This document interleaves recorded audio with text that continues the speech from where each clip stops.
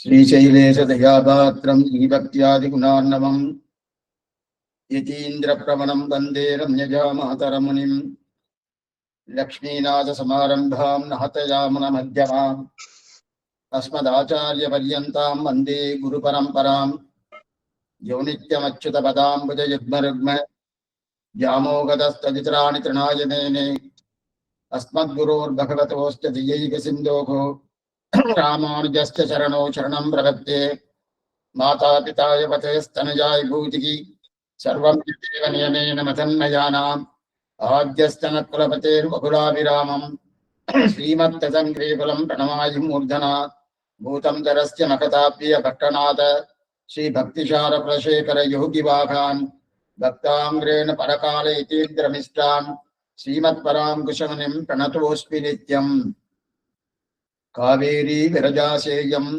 वैकुण्ठं रङ्गमन्दिरं स वासुदेव रङ्गेश्वरः परमं पदम् வந்தவரிதிருவள்ள மாமணி மண்டபத்து அந்தமில் பேரின்பத்து அடியரோடு இருந்தமை கொந்தலறுபதில் குருகூர் சடகோகன் சொல் சந்தங்களாயிரத்தி வைவல்லார் முனிவரே. நம்முடைய சனாதன தர்மத்திலே பகவான் சிவன் நாராயணனுக்கு எத்தனையோ வைபவங்கள் உண்டு. ஆனாலும் அதில் வைகுண்ட ஏகாதசி என்கிற வைபவத்துக்கு இருக்க ஒரு பெருமை என்பது மற்ற விஷயத்துக்கு அவ்வளவு தூரம் காணப்படவில்லை. அது என்ன காரணமோ இருக்கலாம். இருப்பினும் பொதுவா வைகுண்ட ஏகாதசினாலே எல்லாருக்கும் அந்த விரதத்தை அனுஷ்டிக்கணும், நமக்கு ஏதோ நல்லது கிடைக்கணும், அதனால் நாம் உஜ்ஜீவனம் அடைய வேண்டும், பகவானுடைய பரிபூர்ண கடாட்சத்தை பெற வேண்டும் என்கிற அவா எல்லாருக்கும் உண்டு. இந்த உற்சவம் என்பது வைதிகமான உற்சவம். அது மட்டுமல்ல, இந்த உற்சவத்திலே ஸ்ரீ வைஷ்ணவ சம்பிரதாயத்துல பிரதானமாக ஆழ்வார்கள் ஆச்சாரர்களுக்கு பிராதானியம் கொடுக்கும். இந்த உற்சவத்தை நம்ம 3 விதமாக பார்க்கலாம். ஒன்று பொதுவான உற்சவங்கள் ஒண்ணு, அது புராணத்தின்படியா இருக்கக்கூடிய. மற்றொன்று சாஸ்திரோக்தமா இருக்கக்கூடிய தன்மை, இரண்டாவது. மூன்றாவது சம்பிரதாயமா இருக்கக்கூடிய தன்மை. இது 3 விஷயங்கள். இப்ப சாஸ்திரம்னு சொன்னேன், சம்பிரதாயம்னு சொன்னேன், பொதுன்னு சொன்னேன். இந்த 3மே வெவ்வேறு கிடையாது. 3 வெவ்வேறு கிடையாது. 3 ஒன்றென்னே சொல்லலாம். எல்லாமே சனாதன தர்மத்துக்குள்ளேயே அடங்கினதுதான். இருப்பினும் அதுக்குள்ள சில அபிப்பிராய பேதங்கள் உண்டு. அபிப்பிராய பேதங்கள்னா தட்டாக பேசுறான்னு அர்த்தம் இல்லை. அந்த அர்த்தம் இல்லை. எனக்கு மோரஞ்சாதம் பிடிச்சிருக்கு, அவாருக்கு ரசஞ்சாதம் பிடிச்சிருக்கு, இன்னொருத்தருக்கு புளியோதரை பிடிச்சிருக்கு, இன்னொருத்தருக்கு சக்கரை பொங்கல் பிடிச்சிருக்கு. இதுல எந்த குறையும் கிடையாது. அதை போல ஒவ்வொருத்தரும் ஒவ்வொரு விதமா அனுபவிக்கிறார் வைகுண்ட ஏகாதசி. அதை ஸ்ரீ வைஷ்ணவர்கள் எடுத்துட்டா அவருடைய அனுபவம் வேறு, சாஸ்திரம் எடுத்துட்டா அதனுடைய அனுபவம் வேறு. அதே போல பொதுவானது சனாதன தர்மம், சனாதன தர்மம் சாஸ்திரம் தான். ஆனா அதை எடுத்துட்டா அதோடைய அனுபவம் வேறு. முதல்ல சம்பிரதாயம் என்னன்னு பார்க்கலாம். சம்பிரதாயம் என்னது? முன்னோர்கள் காட்டின வழிப்படி நடக்கக்கூடிய ஒரு தன்மை சம்பிரதாயம். அது பெரியோர்கள் அனுஷ்டிக்கப்பட்டது, அது அப்படியே கொண்டு வரா. ஆனா அதற்கு முன்னாடி ஏதாவது எழுதப்பட்டது இருக்குமானா அநேகமா இருக்காது. இது வழி பரம்பரையா வந்துருக்கு அப்படின்னு சொல்றதுதான் சம்பிரதாயம்னு பேரு. அதே புராணத்துல சிலதெல்லாம் சொல்லியிருக்கு. அந்த புராணத்துல சொல்லியிருக்கிறபடி அது சில காரியங்கள் பண்றார். சனாதன தர்மத்தில் பொதுவா சொல்லக்கூடிய தன்மை அதுவும் உண்டு. முதல்ல சம்பிரதாயம் என்னன்னு பார்ப்போம், அடுத்து புராணத்தின்படி என்னன்னு பார்ப்போம், அதற்கு மேற்கொண்டு நம்முடைய சனாதன தர்மத்தின்படி என்னன்னு பார்ப்போம். ஆனால் இதெல்லாம் பார்த்து முடிஞ்சதுக்கு அப்புறம் இது பெரிய கடல். இது ஒரு நாள்லயோ ஒரு நிலையிலையோ ஒரு விஷயமோ சொல்ல முடியாது. இந்த வைகுண்ட ஏகாதசி எத்தனையோ கதைகள் உண்டு. அது சில சில கதைகள்லாம் மாறுபட்டு இருக்கட்டும். ஆனாலும் அப்படியே இது ஒரு 3/4 மணி நேரம் சொல்லினே வச்சுக்கோ. அதுக்கப்புறம் உங்களுக்கு ஒரு 3/4 மணி நேரம் டைம் கொடுக்குறேன். உங்களுக்கு நிறைய சந்தேகங்கள் இருக்கலாம். சந்தேகங்கள் என்னென்ன சந்தேகங்கள் இருக்கோ அவாவா தனித்தனியா அந்த சந்தேகத்துக்கு தகுந்த மாதிரி அதுக்குண்டான சமாதானத்தை தெரிவிக்கிறேன். இப்ப முதல்ல சம்பிரதாயத்துல இந்த விஷயம் என்ன? இந்த உற்சவங்கள் புராண காலத்திலே உண்டு. என்ன பார்த்தோம், இந்த உற்சவங்கள் வந்து புராண காலத்திலே உண்டு. அந்த புராணம் புராசூரன் ஒரு அசுரன். அந்த அசுரனால ஏற்பட்டதுதான் இது. அந்த அசுரனுக்கு பிராணம் போறது. அந்த பிராணத்தை போகக்கூடிய தன்மை ஏகாதசின்னு ஒரு பெண். அந்த பெண்ணால இந்த ஏகாதசிக்கு ஒரு வைபவம் கொடுக்கப்பட்டது. இது ஒண்ணு. இது புராண காலம். அதே நம்ம சனாதன தர்மம் பொதுவான அடிப்படையில் சொன்னோம். ஏகாதசின்னு வச்சுட்டாலே நமக்கு ஒவ்வொரு 15 நாளைக்கும் நான் ஒரு விரதத்தை அனுஷ்டிக்கணும்னு சாஸ்திரம் சொல்றது. அது ஆரோக்கியத்துக்கு நல்லது, உடம்பு ஆரோக்கியத்துக்கு நல்லது. அந்த விரதம் ஏகாதசியா இருக்கணும்னு சாஸ்திரம் சொன்னபடியால அந்த விரதத்தை எடுத்துக்கிறார். மூன்றாவது, ஆழ்வார்கள் ஆச்சாரியர்கள். புராண காலத்துக்கு பிற்பட்டவர்கள் தான் ஆச்சாரியர்கள் ஆழ்வார்கள். அது பிற்பட்ட பிறகு திருமங்கை ஆழ்வார் முதல்ல இந்த உற்சவத்தை ஏற்படுத்தினார். அதுக்கு முன்னாடி இருந்திருக்கு. ஆனா அதற்கு முன்னாடி இருந்திருக்குன்றதுக்கு நமக்கு ஏதாவது ஒரு எவிடன்ஸ் ஏதாவது இருக்குன்னா பரிபூர்ணமா தெரியல. இப்படின்னு தெரியல. ஆனா இருந்தா தான் அது இருக்க முடியும். இல்லைன்னா வரவதுக்கு வாய்ப்பு கிடையாது. இப்ப நம்ம ஏகாதசி விரதத்தை அனுஷ்டிக்கிறோமோ, எப்படி அனுஷ்டிக்கிறது பின்னாடி சொல்றேன். ஆனா இது முன்னோர்கள் பண்ணியிருந்தபடியால் தான் நமக்கு வந்துட்டு இருக்கு. அதே போல அது இருந்திருக்கு. திருமங்கை ஆழ்வாராலே தொடங்கப்பட்டது கிடையாது, வளர்க்கப்பட்டது. அதுக்கு முன்னாடி இருந்திருக்கு, நமக்கு தெரியல. ஏன்னா சில இருண்ட காலங்கள்லாம் இருக்கட்டும். அப்படி இருக்கச்சே திருமங்கை ஆழ்வார் பகவான்கிட்ட பிரார்த்திக்கிறார். என்ன பிரார்த்திக்கிறார்னா, அவருக்கு திருவாய்மொழிய இதெல்லாம் நடந்தது ஸ்ரீரங்கத்துல. அதனாலதான் காவேரி விரஜாசேயம் வைகுண்டர் ரங்கமந்திரம் ச வாசுதேவ ரங்கேஸ்வரகா பிரத்யக்ஷம் பரமம் இந்த ஸ்லோகத்தை இதோட காணும். பரமபதமே இதுதான். அது மட்டும் இல்ல, தொண்டர்படி ஆழ்வார் தெரிவிக்கிறார். அச்சுவை பெரினும் வேண்டேன், நீ கொடுக்கக்கூடிய சீவை கூட வேண்டாம். சரி, இந்த லோகத்துல இருக்கியா? இந்த லோகத்துல நான் இருக்க மாட்டேன்றார். இச்சுவை தவிரையான் போய் இந்திர லோகமாறும் அச்சுவை பெருணி வேண்டேன். இந்த லோகமும் வேண்டாம், அந்த லோகமும் வேண்டான்னார். பெருமாள் பார்த்தார், 2 லோகம் தான் கிட்ட. இது இதுக்கு லீலா விபூதின்னு பேரு, அதுக்கு நிச்சய விபூதின்னு பேரு. இது 2 லோகத்தை தவிர வேற இல்லையேன்னா இல்லையே 3வது லோகம் இருக்கு. அது என்னது? பூலோக வைகுண்டம். அது என்னமா சுவாமி பூலோக வைக்கணும் இந்த மாதிரி 3வது லோகம் சொல்லலாம்னா, வைகுண்டத்துல இருக்கக்கூடிய அனுபவம் கிடைக்கிறது. அதே நேரத்துல இந்த சரீரத்தோடு வைகுண்ட அனுபவம் இன்னைக்கு பிரத்யட்சமா சேவிக்கலாம். நீங்க போனீங்கன்னா நாச்சியார் திருக்குளத்தை நம்பருமார் என்னவா சலசாரிக்கிறார். அப்ப ஸ்ரீவைகுண்ட அனுபவம் இங்க கிடைக்கிறது. சாமானிய அனுபவம் இந்த சரீரத்தோட அனுபவம் கிடையாது.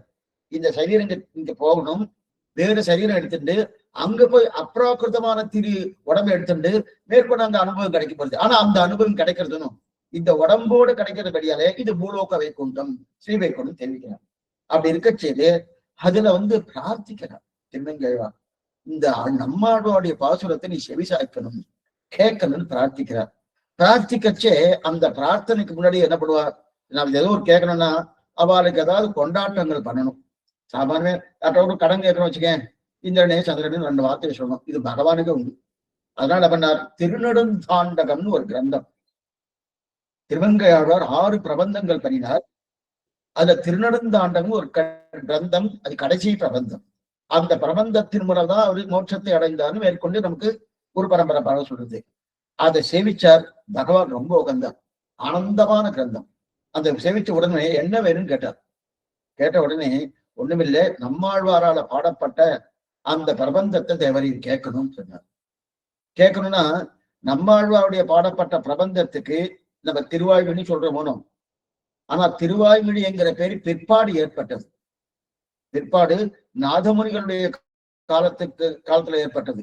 முன்னாடி அதுக்கு பேர் நம்மாழ்வார் கொடுத்த பேர் என்ன பேருமா? இரும் தமிழ் நூல்னு பேரு. நம்மாழ்வார் அப்ப திருவாய்மொழி என்கிறதுக்கு என்ன அர்த்தம்? இரும் தமிழ் நூல். இரும்னா பெருமைன்னு அர்த்தம், இரும்னா பெரியதுன்னு அர்த்தம், பெருமையுடையது, மிகவும் பெரியது, அப்படிப்பட்ட இருந்தமிழ் நூல் அப்படின்னு அர்த்தம். ஆனா திருமங்கை ஆழ்வாருக்கு இருந்தமிழ் நூல் புலவன் ஒரு பேர் உண்டு. அப்படின்னா நம்மாழ்வாவுடைய அந்த திருவாய்மொழியை பூர்ணமாக கற்று அவர் மேல அத்தனை பிரீத்தி, அந்த பிரீத்தியால பகவான்கிட்ட பிரார்த்திக்கிறார் ரங்கநாதன். சரி கேட்போம் கேட்போம்னார். அதுக்கு உண்டான மண்டபத்தை நீரே கட்டுனார். அவரால் கட்டப்பட்ட மண்டபம் தான் இப்ப ராப்பத்தி உற்சவம் நடக்கப்படுது நாளையில இருந்து. அப்படி இருக்கச்சதே கட்டின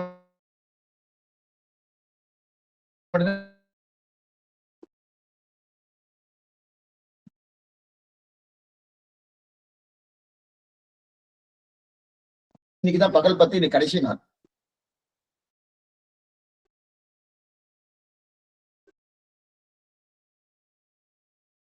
கழித்தவனே அடுத்த நாள் இருந்து பகல் பத்து உற்சவம் ஆரம்பிக்கிறது என்றார். ஆனா திருமங்கை ஆழ்வார் காலத்துல பகல் பத்து உற்சவம் கிடையாது, வெறும் 40 உற்சவம் மட்டும்தான். ஏன்னா அவர் திருமங்கை ஆழ்வார் நம்மாழ்வாருடைய பாசுரத்தை மட்டும்தான் கேட்கணும்னு பிரார்த்திக்க ஆனந்தமா கேட்டார். இதை கேட்டு கேட்டு கேட்டு இதை விட வேற கேட்க வேண்டிய அவசியமே கிடையாது என்கிற நிலைக்கு நம்மிடமால் ஏறிட்டார். இருக்கட்டும். அப்படி இருக்க செய்து பின்னாடி ஒரு சில காலங்கள் இந்த 4000 தீப பிரபந்தமே இருக்கா இல்லையா கூட நமக்கு அதுக்கு உண்டான எந்த விதமான எவிடன்ஸே இல்லை.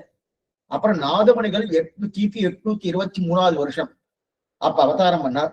அதன் பிறகு யோக பிரபாவத்தாலே அந்த நம்மாழ்வாரை அணுகி அவரிடத்துல இருந்து திருவாய்மொழி இருக்காமேன்னு தெரிஞ்சுட்டுனா அவர் 4000 கொடுத்துட்டார்.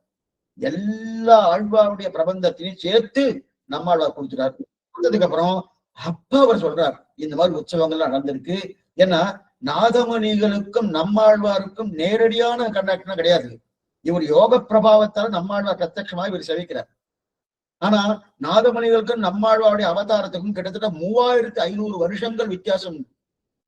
3500 வருஷங்கள் பின்னாடி மறுபடியும் கண்ணின் சிறுத்தாம்ப சொல்லி 12,000 தடவை சொல்லி நம்மாழ்வார் பிரத்யட்சமானார். அந்த கதையை பார்க்கிறோம் ஒரு பரம்பரை. அதுக்கப்புறம் இவர் என்ன பண்ணார்? ஓ அந்த மாதிரி நடந்திருக்க முன்னாடி இப்பவும் நடக்கணும் அப்படின்னு சொல்லிட்டுதான் பகல் பத்து உற்சவத்தை ஆரம்பித்ததே சுவாமி நாதமணிகள். ரங்கநாத முனின்னு பேர் அவருக்கு. காட்டு மன்னார் கோயில்ல அவதாரம் பண்ணவர். அந்த ரங்கநாத முனி பகல் பத்து உற்சவம் 40 உற்சவம் 2 மணி நேரம் முதல்ல அரையர் சேவை ஆரம்பித்தது. இன்னைக்கு அரையர் சேவை தான் ஸ்ரீரங்கத்துக்கு சன்னிதிக்குள்ள. அதனாலதான் இன்னைக்கு அவெல்லாம் நாதமணியுடைய வம்சத்தால்னு சொல்லுவான். அந்த பரம்பரையில வந்தவா அவதான் அரையர் சேவை காலத்தை போட்டு பகவான் உழப்பிப்பதற்காக 4000 கூர்மாசி வைப்பா, அபிநயத்தோடு செய்வார். சொல்லார் தமிழரு 3 சுருதிகள் 4 எல்லையெல்லா அறநெறி ஆகும் தெரிந்தவன்னு ராமானுஜத்தை தெரிவிக்கிறானோ.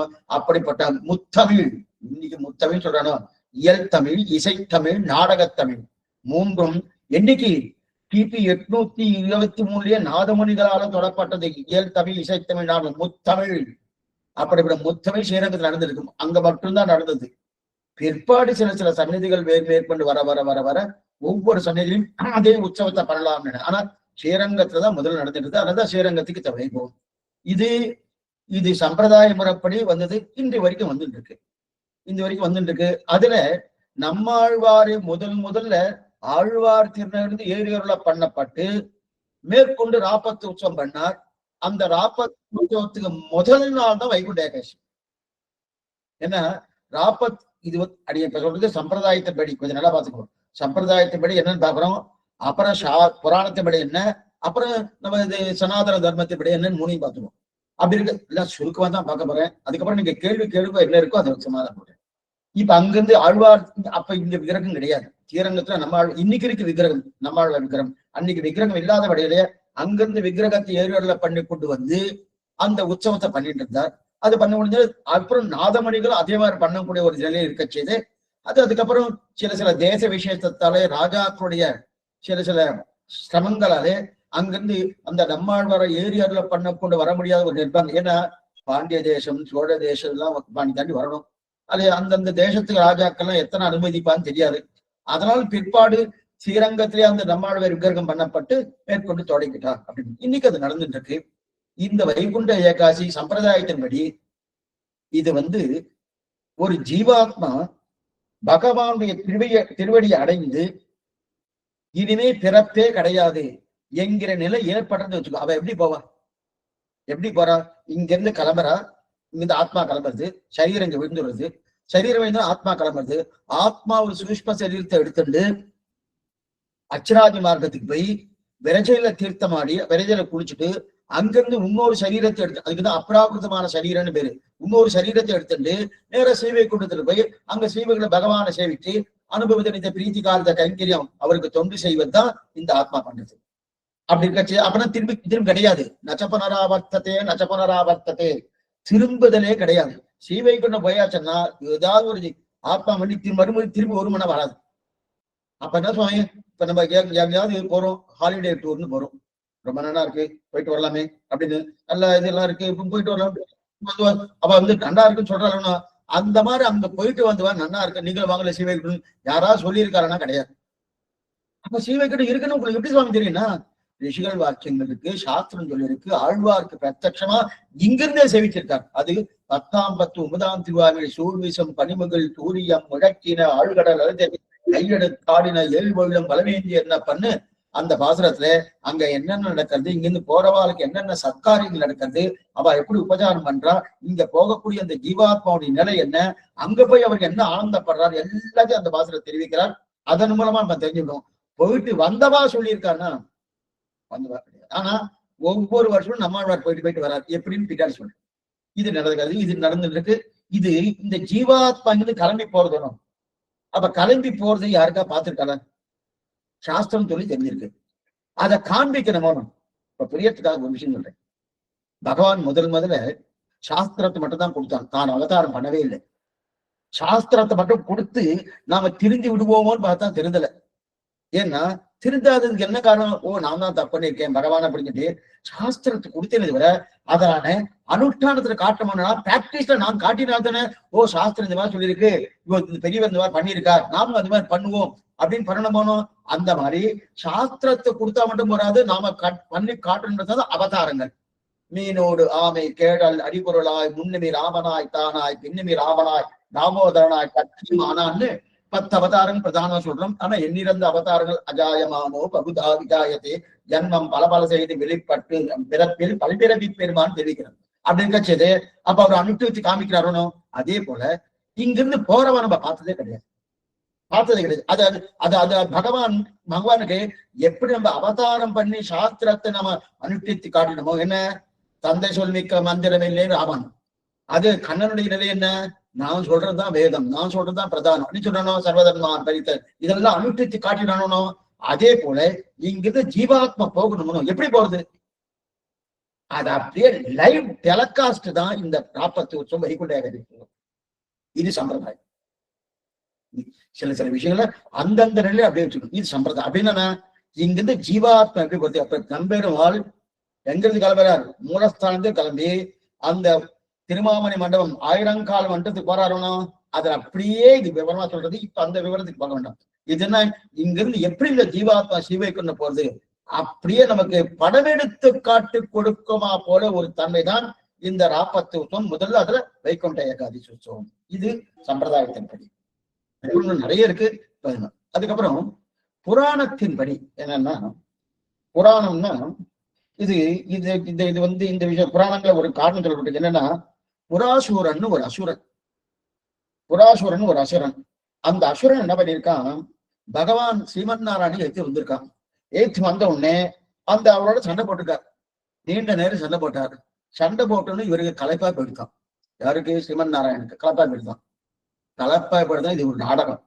நாடகத்தின்படி அவருக்கு என்னன்னா, ஏகாதசிக்கு ஒரு மகிமை கொடுக்கணும்னா அதுக்கு ஏதாவது ஒண்ணு பண்ணணுமோ. அதெல்லாம் என்ன பண்ணார்? கலப்பா இருக்குன்னு சொல்லிட்டு நேர இமாலய பர்வத்தம் இருக்கணும், அந்த பத்ரி. அந்த பத்ரியில அங்க ஒரு மலை குகையில போய் அப்படியே சயனிச்சு படுத்துட்டார்.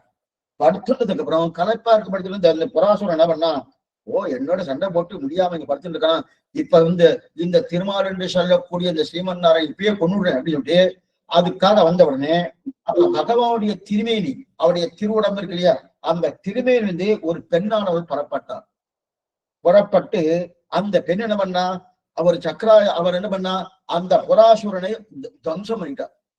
அப்படியே விட்டு தலை துண்டா போயிடுத்து. பகவானுடைய திருமையிலிருந்து புறப்பட்டது. அப்ப பகவான் பாப்பாரு, என்ன உபகாரம் பண்ணிருக்க நீ, இந்த மாதிரி உபகாரம் பண்ணிருக்கியே அப்படின்னு சொல்லி கேட்கிறார். ஏன் சுவாமி அவருக்கு பண்ணிக்க தெரியாதுன்னா, நம்ம தீபாவளி கொண்டாடணும். அது எதனால? அது நரக சதுர்த்தி, நரகாசுரனை வதம் பண்ணிருக்கா. நரகாசுரன் வதம் பண்ணது யாரு? சத்தியபாமா தான் வருது. ஏன்னா தாயாரே பெத்த தாயாரே வதம் பண்ணிருக்கா. அப்ப இவருக்கு சக்தி இல்லையான்னா இருக்குது. அவ மூலமா பண்ணணுன்றதுக்காக தான். அதே போல இவருக்கு சக்தி இருக்கு. ஏகாதசியுடைய வைபவத்தை வெளில சொல்லணுன்றதுக்கு தான். இதுக்கும் ஏகாதசி, அந்த பெண்ணுக்கு ஏகாதசிக்கு என்ன சுவாமி சம்பந்தம்னா, அந்த பெண்ணுடைய பேரு ஏகாதசி.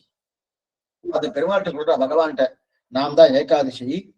அந்த ஏகாதசி என்றக்கூடிய நானே நான் பயந்துட்டேன். ஏகாதசி என்னது? அமாவாசை தொடங்கி பௌர்ணமி பரியந்தம் 15 திதிகள் இருக்கு. பிரதமை, துதியை, திருதியை, சதுர்த்தி, பஞ்சமி, ஷஷ்டி, சப்தமி, அஷ்டமி, நவமி, தசமி, அதுக்கு பிறகு ஏகாதசி 11. ஏகாதசி, துவாதசி, திரியோதசி, சதுர்தசி. அப்ப 14 முடிஞ்ச 15வது என்னது? ஒண்ணு பௌர்ணமியா வரலாம், அல்லது அமாவாசை. அது தேய்பிரையா இருந்துச்சுன்னா அது பௌர்ணமியா வந்துடும். வளர்பிரியா இருந்தா அமாவாசை இருக்கட்டும். அப்படி இருக்குது இருந்துச்சு இல்லையா? அந்த புராசுரன் இவ்வளவு சமத்தை கொடுத்து நீ எனக்கு பெரிய கைகறி பண்ணிருக்க, உனக்கு என்ன வர வேணும்னு சொல்லி கேட்டிருக்கார் பகவான் ஸ்ரீமன் நாராயணன். அந்த யாரு? அந்த ஏகாதசிங்கிற பெண்ணை கேட்டுக்கா. கேட்ட உடனே அவர் என்ன சொன்னார்? எனக்கு வரம் கொடுக்கறது அப்புறம் இருக்கட்டும், இப்ப இந்த மாதிரி நான் அழிச்சணும். இந்த மாதிரி ஜனங்க நிறைய பாவங்கள் பண்ணியிருக்காரு. ஒன்னா ரெண்டா எத்தனை கோட்டான கோடி ஜனங்கள் இருக்கா. அந்த பாபத்தெல்லாம் அழிக்கணும். அந்த பாபத்தெல்லாம் அழிக்கிறதுக்கு இப்ப இவர் ஒரு பாபிஷ்டி. இந்த புராசுரன் ஒரு பாபிஷ்டி, அவனை அழிச்சாச்சு. அந்த மாதிரி எத்தனையோ பேர் இருக்காளே, பாவங்கள் பண்ணியிருக்கா. அவாவா அந்தந்த பாவங்கள் பண்ணியிருக்காளையா, அவளெல்லாம் அழிக்கணுமே. அவெல்லாம் என்ன பண்ணலாம், ஏது பண்றான் அப்படின்னு சொல்லி சொன்ன உடனே, அவ எதனால பாபம் பண்றான்? பாபம் பண்றதுக்கு எதனால காரணம்? ஏகாதசி தான் காரணம். ஏகாதசி காரணமா என்ன? நல்லது இல்லையானா? ஏகாதசினா 11 இந்திரியங்களால் பண்ணப்பட்ட அந்த பாவ காரியம் தான் நம்முடைய பாவங்கள். கர்மேந்திரியங்கள் 5, ஞானேந்திரியங்கள் 5, அதுக்கப்புறம் மனசத்துவம். இது இந்த பிரபஞ்சத்துக்கு 24 தத்துவங்களே பிரதாம சொல்றது. பொங்கைம்புறனும் பொரியைந்தும் கருமேந்திரியம் 5 எங்கு உயிர் பிரகிருதி மானாங்காரமாக சொல்லி, அப்ப அந்த மாதிரி இந்த 11 இந்திரியங்களால பண்ணப்பட்ட பாவங்கள் இருக்கு இல்லையா, அந்த பாவம்லாம் தொலைணும்.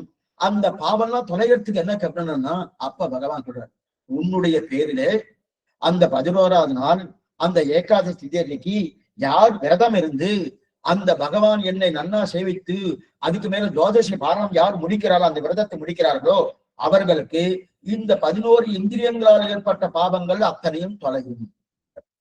ஏகாதசிக்கு இந்த மாதிரி இது புராணம். அந்த பாவங்கள் அத்தனையும் தொலைகிறது. ஏன்? 11 தான் காரணம். என்ன சுவாமி 11 என்ன காரணம்னா, மெய், வாய், கண்ணு, மூக்கு, செவி. ஆச்சா, இது ஒரு பக்கம். இன்னொரு பக்கம் நாக்கு, கை, கால், மலஜலம் கழிக்கிற துவாரம். மலம் கழிக்கிறோம், ஜலத்தை கழிக்கிறோம், இந்த துவாரம். அப்ப 5 5 10. மனஸ்தத்துவம் 1, 11 தத்துவங்கள். இந்த 11 இந்திரியங்கள் நம்ம பண்ணக்கூடிய பாவங்கள் தெரிஞ்சு பண்ணலாம், தெரியாமலே பண்ணலாம், ரெண்டுமே பண்ணலாம். அந்த மாதிரி பண்ணிருக்காச்சே, அதுக்கு பிராயச்சித்தம் என்ன? சுவாமி தெரியாதனமா பண்ணிட்டேன்னா அப்பவும் பிராயச்சித்தம் உண்டு. தெரியாதனமா நான் விளக்க போய் தொட்டேன். தொட்ட உடனே எனக்கு உடனே என்ன பண்ணலாம்? எனக்கு தெரியல, நீ சொல்லப்படாது இல்லையா, அது சுபாவம் சொல்லும். அது சுபாவம் கொடுத்தாச்சுக்கும். அப்ப தெரிஞ்சு பண்ணாலோ தெரியாம பண்ணாலோ அதுக்குண்டான சாபம் நம்ம கடத்தன போறது. அதுக்கு பிராயச்சித்தம் பண்ணணும். அந்த பிராயச்சம் என்னாகும்?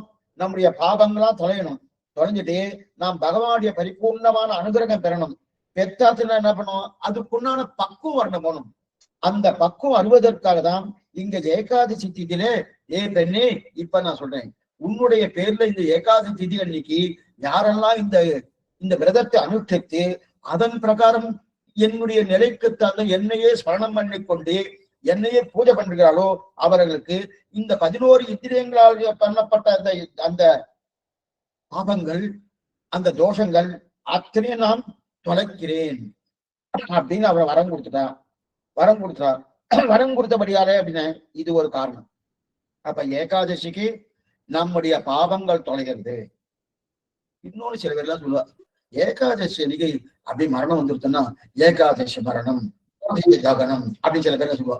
ஏகாதசி மரணம் வந்துருச்சுன்னா உடனே நமக்கு மோட்சம் அப்படின்றா. ஏகாதசி அன்னைக்கு போறவா எத்தனை பேர் இருக்காளே, அத்தனை பேர் மோட்சத்துக்கு போறாங்கன்னு. இப்ப ஏகாதசி பத்தி தெரியாதையே மேற்கு சைடுல இருக்கக்கூடிய தேசத்துல இருக்கக்கூடிய எத்தனை பேர் ஏகாதசி தெரியும்? தெரியாது. பாஞ்சுக்கு ஒரு மரணம், அவளுக்கு மரணம் அடைகிறதுனா அவளுக்கு உடனே மோட்சமான அப்படிதான். ஏன்னா நாம இருக்க வேண்டியபடி இப்படி இருக்கணும். அதனாலதான் அந்த பகவன் நாம ஸ்மரணத்தை பண்ணணும். அந்த ஏகாசி விரதத்தை அனுஷ்டிக்கணும். அந்த விரதத்தை அனுஷ்டித்தாத்தான் நமக்கு மோட்சமே தவிர இல்ல அந்த ஏகாதசி அன்னைக்கே நான் எது பண்ணாலும் மோட்சம்னா கிடையாது. அந்த மாதிரி இல்லையா. ஏன்னா இது புரியத்துக்காசனே, நன்னா படிச்சா 100 மார்க் வாங்கலாம் சொல்லியாச்சு.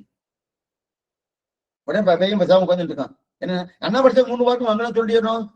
எனக்கு 100 வரலையே, என்ன படிக்கலையே. படிக்க எழுதணும் போனோம், எழுதினது அப்ப அதை அனுஷ்டானத்தை கொண்டு வரணும் போனோம். அனுஷ்டானத்தை கொண்டு வந்ததான் இது ஒரு காரணம். 2வது காரணம், அடிப்படையில ஏகாதசி விரதம் இல்லையா, இது இந்த திருப்பார்கடல் கடைஞ்சாலணும் பகவான் அந்த திருப்பால கடையர்ச்சே ஒவ்வொன்னா வந்துட்டு இருக்கு. அதுதான் பிராட்டியும் அவதாரம் பண்ணான். அதுலதான் ஒவ்வொன்றும் வருது. என்னென்ன உண்டு, குதிரை வருது, வருது, ஐராவதி யானம் வருது. அதுதான் இது ஆலகால விஷம் வந்துடுது. ஆலகால விஷம் வந்த உடனே அந்த விஷத்தை யாரா சாப்பிட்டாங்க. என்ன பண்றதுன்னா உடனே சிவபெருமான் தான் சாப்பிட்டுட்டார். சிவபெருமான் சாப்பிட்டு தேவர்கள்லாம் ரட்சித்து கொடுத்தார். அதை சாப்பிட்டு அதனால அவரு சிவபெருமானுக்கு நீலகண்டன்னு பேரு. இங்க நீளமா இருக்கும். இந்த ஆலகால விஷத்தை சாப்பிட்டபடியாதான் நீலகண்டன் பேரு. அப்ப அது உண்ட இருக்கு இல்லையா, அந்த உண்ட நாள் ஏகாதசி. அவர் உண்ட நாள் ஏகாதசி. அதான் என்னது, அதனால அவர் உண்டு விஷத்தை உண்டாரணும். அந்த நாளை நம்ம சாப்பிடக்கூடாது. ஏன்னா இப்ப நம்ம ஏதோ ஒரு விஷத்தை சாப்பிட்ட கூட தண்ணியில சாப்பிட்டா போச்சு, உள்ளாம போச்சு. அது உடனே வாந்தி எடுத்துக்கணும், இல்ல வெளியிருந்து வெளில வந்துடணும். அப்படி இருக்கச்சே அவர் சாப்பிட்ட நாள் ஏகாதசி ஆனபடியாலே அதனால என்ன, அன்னைக்கு சாப்பிடக்கூடாது. அவர் இன்னைக்கு எதையுமே சாப்பிடக்கூடாது. சாப்பிடாம என்ன பண்ணுவோம், மறுநாள் துவாதசி அன்னைக்குதான். துவாதசி அன்னைக்கு என்ன இருக்கு, அமிர்தம் வந்துட்டோம்னு திருப்பார் நடந்து அந்த அமிர்தத்தை போல துவாதசி அன்று நம்ம சாப்பிடலாம். எப்படி சாப்பிடலாம்னு பின்னாடி சொல்றேன். துவாதசி அந்த பாரணம் முடிச்சுட்டு சாப்பிடுறது அப்படின்னு. அப்பனா இந்த துவாதசி அன்னைக்கு சாப்பிடக்கூடிய அந்த பிரசாதமானது அமிர்தத்துக்கு நிகரானதுன்றான். ஏன்னா முதல் நாள் நம்ம பூர்த்தியா விரதம் இருந்துட்டு மறுநாள் துவாதசி அன்றைக்கு நம்ம அது பாரணம் பண்ணபடியாலே அமிர்தத்துக்கு நிகராதுங்க. அப்ப ஏகாதசி என்று சாப்பிட்டா அப்பதான் தெரியுது, விஷத்துக்கு சமம் தெரியுது. அன்னைக்குதான் சாப்பிட்டாரு சிவபெருமான். ஏகாதசி அன்னைக்கு நம்ம சாப்பாடு சாப்பிட்டோம்னா, இப்ப அதெல்லாம் சொல்றச்சு உங்களுக்கு பயமா இருக்கும். சாமி நம்ம சாப்பிடலாமா கூடாதா, நாங்களாம் வியாதிஸ்தர்கள், அதுவும் கர்ப்பிணி பெண் இருக்கா, குழந்தைகள் இருக்கா, எங்களுக்கு 3 மணி நேரத்துக்கு 2 மணி நேரம் ஒரு தடவை டாக்டர் வேற சாப்பிட சொல்லியிருக்காரு, அத்தனை பேஷண்டா நாங்க இருக்கோம், எல்லாம் பண்ண என்ன சொல்றேன். அதுக்கு சொல்ல, ஏன்னா சாஸ்திரம் என்னைக்குமே நிறைய நமக்கு குரூப் கோர்ஸ் கொடுத்து ஒண்ணு இல்லாம ஒண்ணு இல்லை.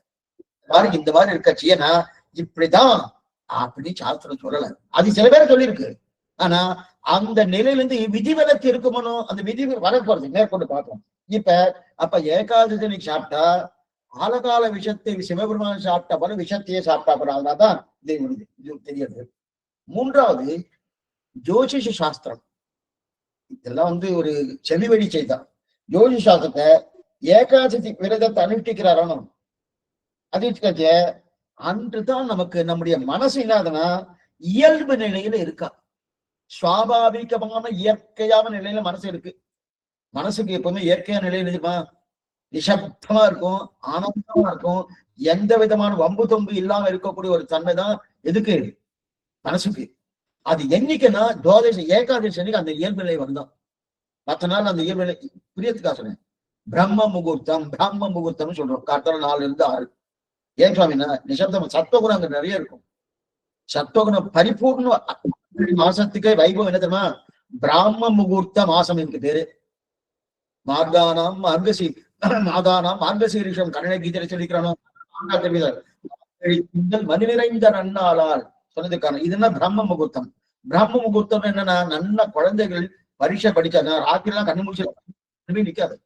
காத்தால எழுதுக்கணும், 4 மணிக்கு எழுந்துட்டு குளிச்சுட்டு நல்லா உட்காந்து நெத்திக்கு என்னன்னு அவரவருடைய சம்பிரதாயம் பண்ணி நெத்திக்கு திண்டு அப்படி நல்லா உட்காந்து படிச்சான்னா சட்டுன்னு அப்படியே மனசுல நிற்கும். ஏன்னா சத்துவகுணம் இருக்கக்கூடிய நேரம். அதே போல இந்த ஏகாதசி அன்னைக்கு நம்முடைய மனசு ஒரு நிலையில இருக்கும். அப்ப இயல்பு நிலையில இருக்கும் போது என்ன ஆகுனா மற்ற விஷயத்துல இந்த மனசு போகாது. மற்ற விஷயத்துல போகலன்னு பகவான்கிட்ட வந்துடுறது. பகவான்கிட்ட வந்து என்ன ஆகுனா பூர்ணமா இந்த ஏகாதசி விரதத்தை கடைபிடிக்கான காரணம் வந்துடுறதுன்னு இது 3வது காரணம். ஆக முதல் காரணம் புராசூரன் ஒரு அசுரன். அந்த அசுரனை சம்ஹாரம் பண்ண ஒரு பெண் ஏகாதசி ஒரு பெண். அந்த பெண்ணுக்கு வரம் கொடுத்தபடியால ஏகாதசி விரதத்தை அனுஷ்டித்தால் நம்முடைய 11 இந்திரியங்களால ஏற்பட்டப்பட்ட நாம தான் பண்ணிட்டோம், யாரோ பண்ணல. என்ன பாபங்களை நாம தான் சொந்தமா சுயமா பண்ணிருக்கோம். நல்லா சம்பாதிச்சிருக்கோம்.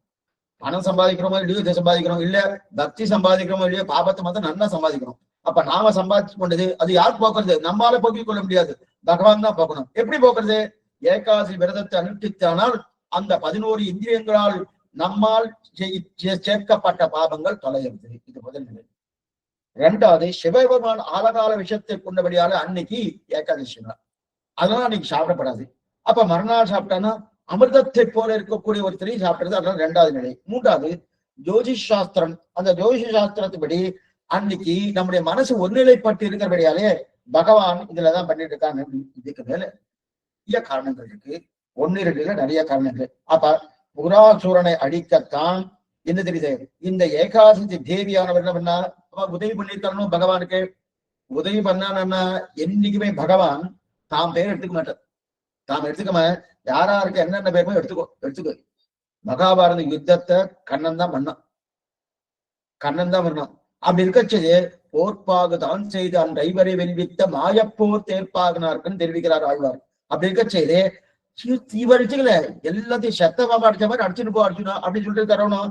என்றைக்கு இன்னொருத்தருக்கு ஆனந்தத்தை கொடுத்து அந்த ஆனந்தத்தால வாழ்பவன் பகவான். அதனால இப்ப அந்த ஏகாதசி தெய்வத்தை இந்த ஆனந்தம் கொடுத்துட்டா தெரியுது. சரி, இதெல்லாம் தெரியுது சுவாமி. இது இது 3 விஷயத்த பார்த்தோம். ஒரே சம்பிரதாயம் பார்த்துட்டோம். இது லைவ் டெலிகாஸ்ட்னே சொன்னேன். இங்க இருந்து ஒரு ஜீவாத்மா எப்படி போறது, அதுக்கு முதல் நாள் ஸ்ரீ வைகுண்ட ஏகாதசி. அதுலயும் இந்த விரதம்லாம் இருக்கு. இது முதல் நிலை. 2வது இந்த புராணத்தின்படி. 3வது சாஸ்திரத்தின்படி என்ன சொல்லியிருக்காருன்னா 15 நாளுக்கு ஒரு தடவை நீ பாஸ்டிங் இருக்கணும். இருந்தா உன்னுடைய தேக ஆரோக்கியத்துக்கு நல்லது. உன்னுடைய தேக ஆரோக்கியம் இருக்கு இல்லையா, இந்த ஆரோக்கியத்துக்கு ரொம்ப நல்லது. அதனால நீ பாஸ்டிங். எதனால சுவாமின்னா இது வேலை செஞ்சுட்டே இருக்கணும். இது ஒரு மிஷினா வச்சுக்கோ. நாமே சில கம்பெனி எல்லாம் மிஷின் எல்லாம் சுவாமி ஷட் டவுன் பண்ணுங்க, 24 மணி நேரம் ஓடிட்டு இருக்கு, ஒரு அரை மணி நேரம் ரெஸ்ட் கொடுக்கும் அப்படின்னு சொல்றாங்க இல்லையா. இல்லைன்னா நான் அதுக்குதான் பழுது ஆயிடுறது, ஏதாவது ப்ராப்ளம் வந்துடுறதுன்னு. அதே மாதிரி இது ஒரு மிஷின் தானே, இதை அடைக்காத ஏதோ ஒண்ணு அடைச்சுட்டு இருக்கு. ஆனா அது எப்பவுமே அரிசிட்டு இருக்கு. சில பேர்லாம் அப்படியே டிவி பார்த்துட்டே இருப்பா, அதை போட்டுட்டே இருப்பான். அந்த மாதிரிலாம் புடவைப்படாது. 3 வேலையே இல்லை, 2 வேலை அதுக்கு மேல சாப்பிடணும். 1 வேலை சாப்பிட்டா அவர் தான் என்னது 2 வேலை சாப்பிட்டே போகின்றது. 2 வேலை இல்ல, ஒரு 2 வேலை சாப்பிட்டாலே போகின்னு சொல்றது. 3 வேலை சாப்பிட்டா ரோகின்றது. 3 வேலை சாப்பிட்டா அவனுக்கு ரோகின்னு சொல்றது. 2 வேலைனா ஆனந்தமா அனுபவிக்கிறோம். 1 வேலை தான் சாப்பிடணுமா? அதெல்லாம் இப்ப முடியுமா சுவாமி? என்ன சுவாமி 24 மணி நேரத்தை 1 வேலை சாப்பிடணும்னு சொல்லிட்டு இருக்கிறேன்னா இருக்கட்டும். எதுக்கு சொல்ல வந்தேன்னா அந்த மாதிரி இந்த விரதத்தை அனுஷ்டிக்கணும் இல்லையா. அப்ப இந்த விரதத்தை அனுஷ்டிக்கணும்னா மனசு இயல்பு நிலையில இருக்கக்கூடிய தன்மை இந்த ஜோதிஷ சாஸ்திரப்படி பார்த்துட்டோம். சரி, இப்ப ஏகாதசி அன்னைக்கு என்னென்னலாம் சாப்பிடலாம், என்னெல்லாம் சாப்பிடப்படாது? முதல்ல சாப்பிடலாமா? தண்ணி கூட சாப்பிடக்கூடாது, தீர்த்தம் கூட சாப்பிடக்கூடாது. சரி, தீர்த்தம் சாப்பிட இருக்க முடியுமா? அந்த மாதிரி இருக்குமா? அது சாத்தியமாகுமா? சரி சுவாமி, வியாதிஸ்தர்கள் என்ன பண்ணுவா? முதியோர்கள் 60 70 ஆயிடுத்துனாலே அவளுக்கு அப்பப்ப கொடுத்துடுற மாத்திரை போட்டுக்கணும். அந்த மாத்திரை போடணும்னால பிஃபோர் ஃபுட்டு ஆஃப்டர் ஃபுட் என்னென்னோ கணக்கெல்லாம் இருக்கணும். அதெல்லாம் இருக்கணும். அதெல்லாம் இருக்கு. அதெல்லாம் எப்படி பண்ணலாம்? கூடுமா கூடாதுன்னா சாஸ்திரமே நமக்கு சிலதெல்லாம் விட்டு கொடுத்துருக்கு. குழந்தைகளுக்கு இதெல்லாம் பண்ண வேண்டிய அவசியம் இல்லை. குழந்தைகளை பார்க்காதுங்க. ஏன்னா குழந்தையும் தெய்வமும் சமம்னு சொல்லலாம். குழந்தைய பார்க்க வேண்டாம். அப்ப சரி சொல்லி இதெல்லாம் பகவானுக்கு இந்த ஏகாசி விரதம் உண்டா இல்லையா? சுவாமி உண்டா இல்லையா? உண்டா இல்லையா? அவர் என்ன இனிமேதான் அவர் நிறைய பாபத்தை 11 இந்திரியங்களை பாபத்தை சேர்த்துட்டு இனிமே பாபத்தை தொலைக்கணுமா? அவாப்த சமஸ்த காமன் அகிலேய பிரத்யநீகன் சமஸ்த கல்யாண குணாத்மகன் சாஸ்திரம் பூஜிக்கிறது. அவருக்கு அபகத பாப்மா விஜரகா விமுத்துக்கு பாபங்கள் தீண்டாது எதுவுமே கிடையாது அவருக்கு. அப்ப எதுவுமே கிடையாது. இது அர்ஜுன்கிட்ட சொல்லிடுறேன், அர்ஜுனா நீயும் பிறந்திருக்க நானும் பிறந்திருக்கேன், நான் உன்ன மாதிரி பிறந்தேன்னு நினைக்காத, நீ கர்ப்பத்தால பிறந்திருக்க, நான் இச்சா ரூபத்தால பிறந்திருக்கேன், நான் என்னுடைய சங்கல்பத்தால் நான் பிறந்தேன் தவிர நீ நினைச்சுக்கிற மாதிரி. அர்ஜுனன் நினைச்சுட்டான், ஓ நான் பிறந்த மாதிரி தான் இவனும் பிறந்திருக்காம இருக்க கண்ணனும். ஏன்னா இது சொல்லிட்டான்னா உன்னை போல எனக்கும் பல பிறவிகள் உண்டுன்ட்டான். சொன்ன உடனே அடுத்த நிமிஷம் என்ன ஆயிடுச்சுன்னா, அப்ப என்ன பண்றா நீ பிறந்திருக்க போட்டுக்கு, நீ பிறந்திருக்க போறிய அப்படின்னு நினைச்சிட்டு இல்ல இல்ல, நீ பிறந்தது கர்மாதீனம், உன்னுடைய கர்மத்துக்கு அனுகுணமாக இன்னன்னபடியா நீ பிறந்திருக்கணும். நான் தான் பிறக்க வச்சேன் உன்னுடைய கர்மத்துக்கு அனுகுணமாக. ஆனா நான் பிறப்பது என் இச்சா ரூபம், என்னுடைய இச்சை நான் பிறந்திருக்கேன். அவருக்கு ஒண்ணும் கிடையாது, அவருக்கு எதையும் கிடையாது. சரி சுவாமி, அப்ப ஏகாதசி அன்னைக்கு அவருக்கு புளியோரை தஞ்சோன்னு தயிர் எது வேணா கொடுக்கலாம், எது வேணா கொடுக்கலாம். அப்ப அதை நான் சாப்பிடலாமா? அதை நீங்க அப்படியே வச்சுக்கோ, பின்னாடி சொல்றேன், இப்பயே சொல்றேன், வேற மாதிரி போகும் இருக்கணும். இப்ப தண்ணி கூட சாப்பிடக்கூடாது. இப்ப வியாதிஸ்தர்களுக்கு எல்லாம் சாப்பிடலாம் கூடாது, அதெல்லாம் எக்ஸப்ஷன். குழந்தைகளுக்கு, வியாதிஸ்தர்கள், இவர்கள்லாம் எக்ஸப்ஷன். சில பேர் சரி இது முடியல என்னால இது எக்ஸப்ஷன் என்ன சாப்பிடணும். முக்கியமா என்ன சொல்றதுன்னா, தானியங்களை அப்படியே நேரடியா சாப்பிடக்கூடாது. தானியங்களும் முக்கியமா நம்ம சாப்பிடுறது அரிசி தான். அரிசியை உடைச்சு சாப்பிடணும், நேரடியா சாப்பிடக்கூடாது. யாருக்கு அந்த மாதிரி விரதம் அனுஷ்டிக்க முடியாமல் அவளுக்கு விரதம் அனுஷ்டிக்க வந்துட்டானா அவ சரீரம் ஒழுங்கா இருக்காது, பிராணாப்தியே வந்துருமோ என்கிற நிலை ஏற்பட்டவாளுக்கு பாடியன்னு சொல்றது. அப்ப நான் நன்னா 25 வயசு சுவாமி, நன்னா ராத்திரி 12:30 மணிக்கு 1 மணிக்கு புளியோதரை கொடுத்தா நன்னா சாப்பிட்டு அப்படியே படுத்து தூங்கினா கூட ஆரோக்கியமா இருக்கலாம். அவளுக்கு இது சொல்லல, அவ தாராளமா 2 நாள் 4 நாள் பட்டி இருக்கலாம், ஒன்னும் ஆகாது. ஏன்னா பட்டி இருக்கிறதுனால பிராணம் போகாது. 1 வாரம் பட்டி இருந்தா பிராணம் போகாது. அசதியா இருக்கும், அதெல்லாம் இருக்கும், பிராணம் போகாது. இதுக்கு சொல்ல வந்தேன்னா, இப்ப 1 நாள் தான் பட்னி. அவளுக்கு அவ என்ன பண்ணலாம், ஒண்ணு கஞ்சி சாப்பிடலாம், பைத்தன் கஞ்சி, அல்லது சில தானியங்களை நல்லா உடைச்சிடணும். அப்பனா அரிசி வச்சுக்கணும், அரிசி உப்புமா பண்ணி சாப்பிடலாம். சில பேர் அவ சப்பாத்தி சாப்பிடுவா, சில பேர் சப்பாத்தி முடியாதவங்க சொல்லிருக்கேன். சில பேர் பழங்கள் மட்டுமே சாப்பிடுவா, சில பேர் பழங்கள் பண்ணலாம். இதெல்லாம் முடியாதவனுக்கு. பெண்களுக்கு சுவாமி நம்மள அநேகமா காலக்ஷேபம் வந்துட்டா பெண்கள் தான் அதிகம். கோயில்னு பார்த்தாச்சுன்னா பெண்கள் தான் அதிகம். ஆண்கள் பெண்களுக்கு கூட வருவாளை தவிர, துணைக்காக வருவாளை தவிர, பக்தினாலே என்னதான் சரி பெண்களுக்கு இருக்கக்கூடிய பக்தி ஆண்களுக்கு இருக்கானா, இது நன்னாவே சொல்றேன், நிச்சயமா கிடையாது, கிடையவே கிடையாது. ஏன் கிடையாது சுவாமின்னா, இயற்கையான சுபாவம் அவட்ட இருக்கு. ஏன்னா பெண்ணான தன்மை தான் இயற்கையான சுபாவம். இது ஆணான தன்மை வந்துடுறதுன்னு நான் புருஷன் அப்படின்னு இவன் புருஷன் இல்லை, இவனும் இயற்கையான தன்மை பெண்ணான சுபாவம் தான் இந்த ஆணுக்கம். ஆனா இந்த உடம்பு, ஆணான உடம்பு, ஆத்மாவை பார்க்கறதே பெண்ணா. இது உண்மையா ஆண் தன்மை கிடையாது. ஆத்மாவுக்கு புருஷோத்தமன் பகவான் ஒருத்தன் தான். மித்த பேர் அத்தனை பேரும் ஸ்ரீயான தன்மை, பெண்ணான தன்மை தான் அவருக்கு இயற்கையில் இருக்கு. அதனாலதான் எத்தனை 12 ஆழ்வார்கள் இருந்தாலும் எத்தனை ஒரு பெண்ணுக்கு இருக்கக்கூடிய வைபவம் ஆண்டான். உண்ணாத வாழ்வான வைகுந்தவான் போகம் தன்னை இகழ்ந்து ஆழ்வார் திருமகனாய் இயற்கையாலே பெண்ணா பறந்திருக்காரு. அதனால அவருக்கு கூட. அப்ப பெண்கள் என்ன சுவாமி, அவளுக்கு ஆண்களை போல அவ்வளவு சக்தி கிடையாது, சக்தி கிடையாது. அப்ப அவ சாப்பிடலாமா கூடாதா? முடிஞ்சவா சாப்பிடலாம், சாப்பிடாம இருக்கலாம். இல்லை சுவாமி முடியல சுவாமி, இந்த உடைச்சு சாப்பிடலாம், இல்ல பழங்கள் சாப்பிடலாம், பால் சாப்பிடலாம், பைத்தங்கஞ்சி இந்த மாதிரி கஞ்சி சாப்பிடலாம், இதெல்லாம். அப்ப சாப்பிட்டா அந்த உடனே அடுத்து நேற்று பண்ணலாம், அப்ப என்னுடைய பாபம் எல்லாம் போமா சுவாமி. சொல்றதெல்லாம் உண்மையா இருக்கணும். எனக்கு சாப்பிடணும்னு ஆசை இருக்கு, அப்ப சாஸ்திரமே எனக்கு ஊப்போல்ஸ் கொடுத்துருக்கு, சாப்பிடலாம்னு சொல்லியிருக்கு, அதனால நான் சாப்பிட்றேன்னா பகவானே தெரியும். ஒவ்வொருத்தருக்கும் உள்ளுக்குள்ள இருக்கான், உள்ளுவார் உள்ளிட்டு எல்லாம் உடனே அந்தரியாமே இருக்கணும் அப்படின்னு தெரியும். அப்ப நம்முடைய உடம்பு நிலை நமக்கே தெரியும்.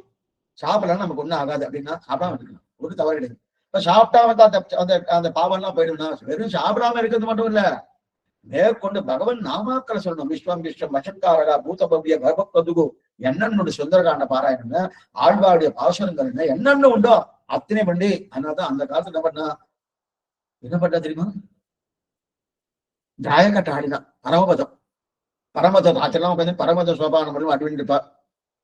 எங்க சுவாமி சொல்லுவார், ஸ்ரீரங்கத்துல பரமபதம் ஒரு பக்கம், பரமபதம் ஒரு சீட்டு தான் இருக்கும்.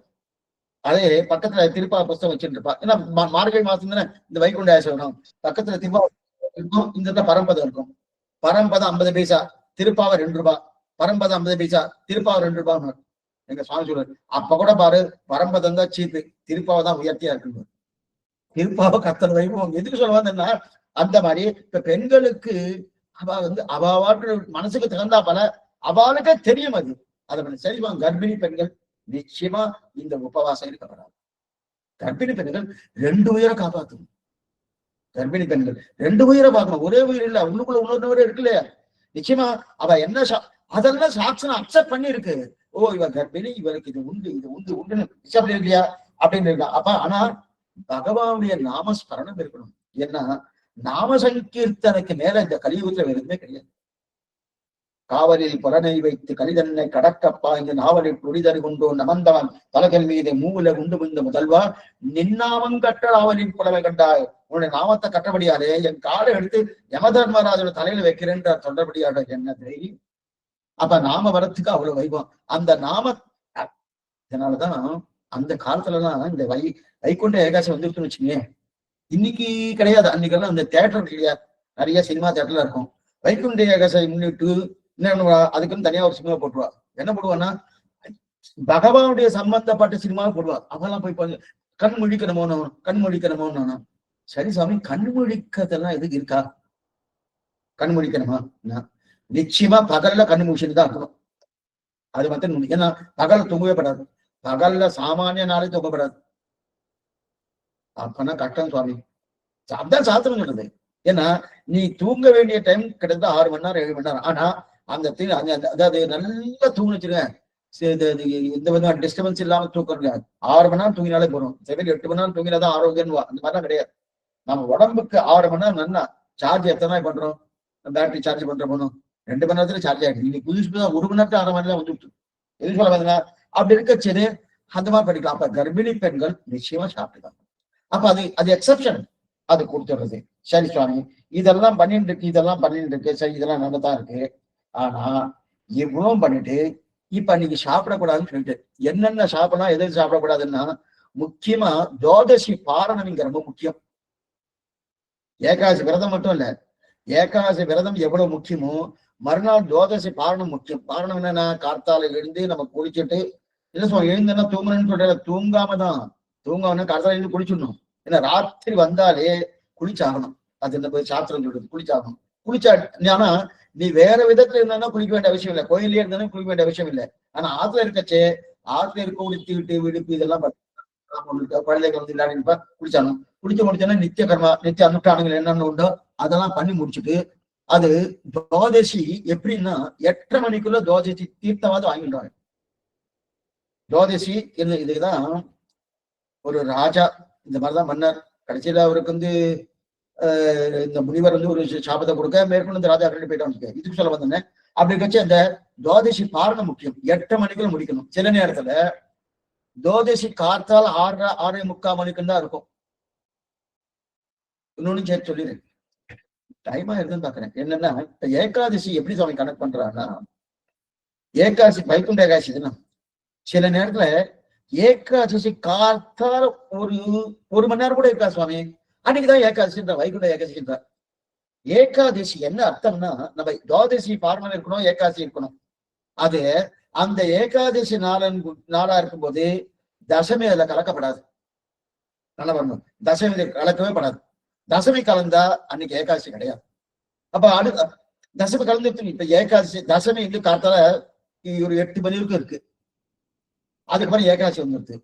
மறுநாள் காத்தால 7 மணி வரைக்கும் தான் ஏகாதசி இருக்கு வச்சுக்க. அந்த மறுநாள் 7 மணிக்கு தானே ஏகாதசி இருக்கு, அன்னைக்குதான் ஏகாதசி.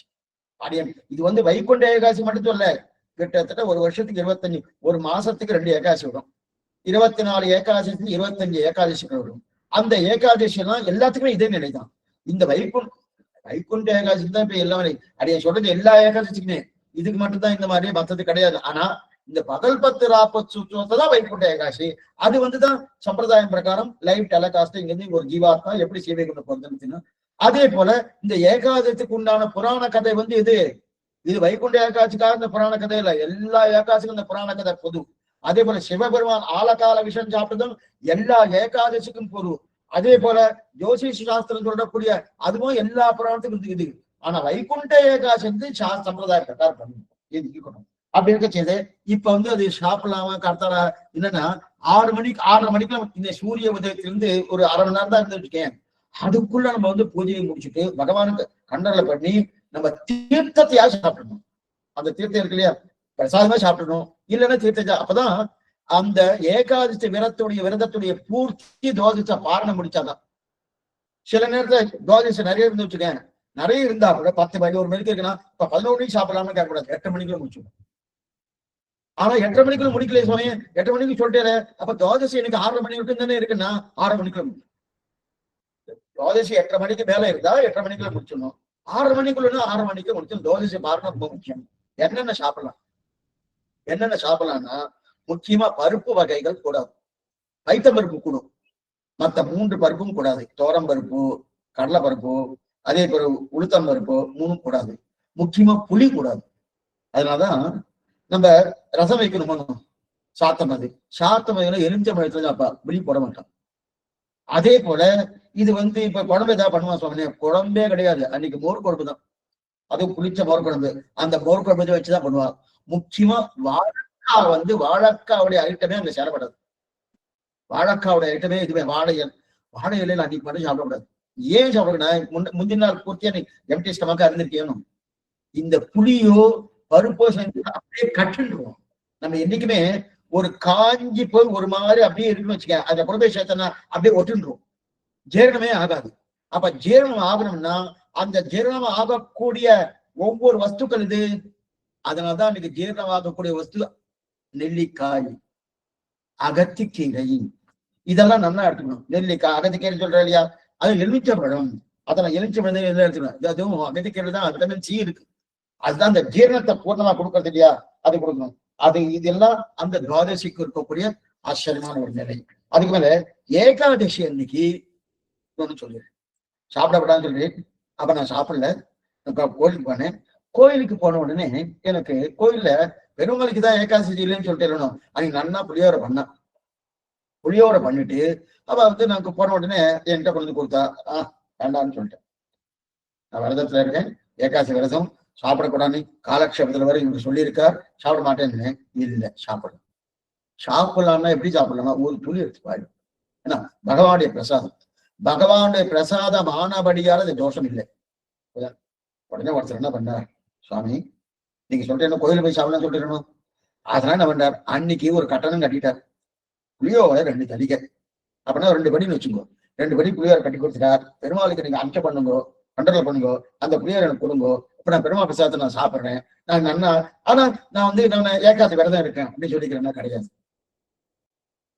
நம்ம போறோம், அந்த நேரத்துல பிரசாதம் கொடுக்குறா, வாங்கி சாப்பிடுறோம். ஏதாவது ஒரு துளிதான் வாங்கி சாப்பிடலாம், தீர்த்தம் சாப்பிடலாம். இல்ல ஏன் சொல்றேன்னா, சில பேர் கோயில் பிரசாதமே வாங்கப்படாதுன்னு சில பேர் இது மாதிரி ஒரு தவறான கருத்துக்கள்னா, பகவான் பிரசாதத்துக்குமே ஒத்தொன்னு கிடையாது.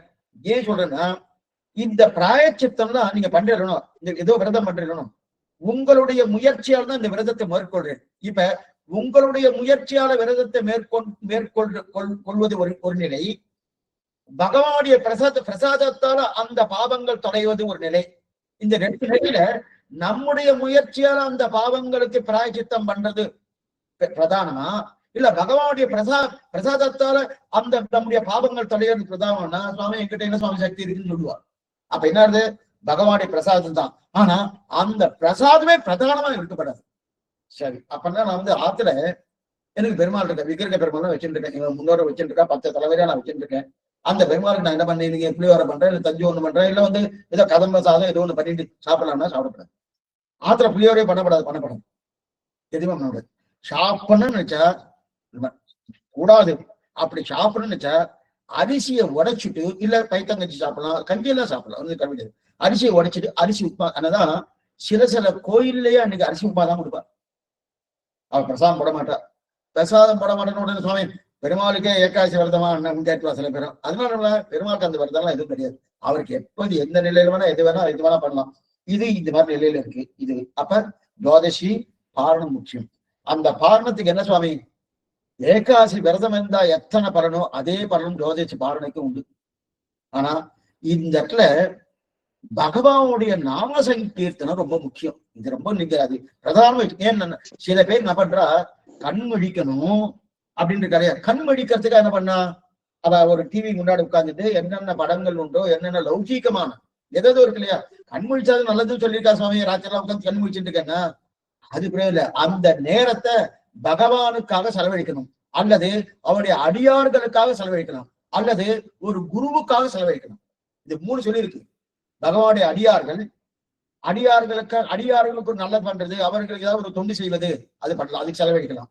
இதுல எங்க குரு இருக்கா இல்லையா, ஆச்சாரியன் இருக்கா இல்லையா, அந்த ஆச்சாரியனுக்கு தொண்டு செய்வது, அதை பண்ணலாம்.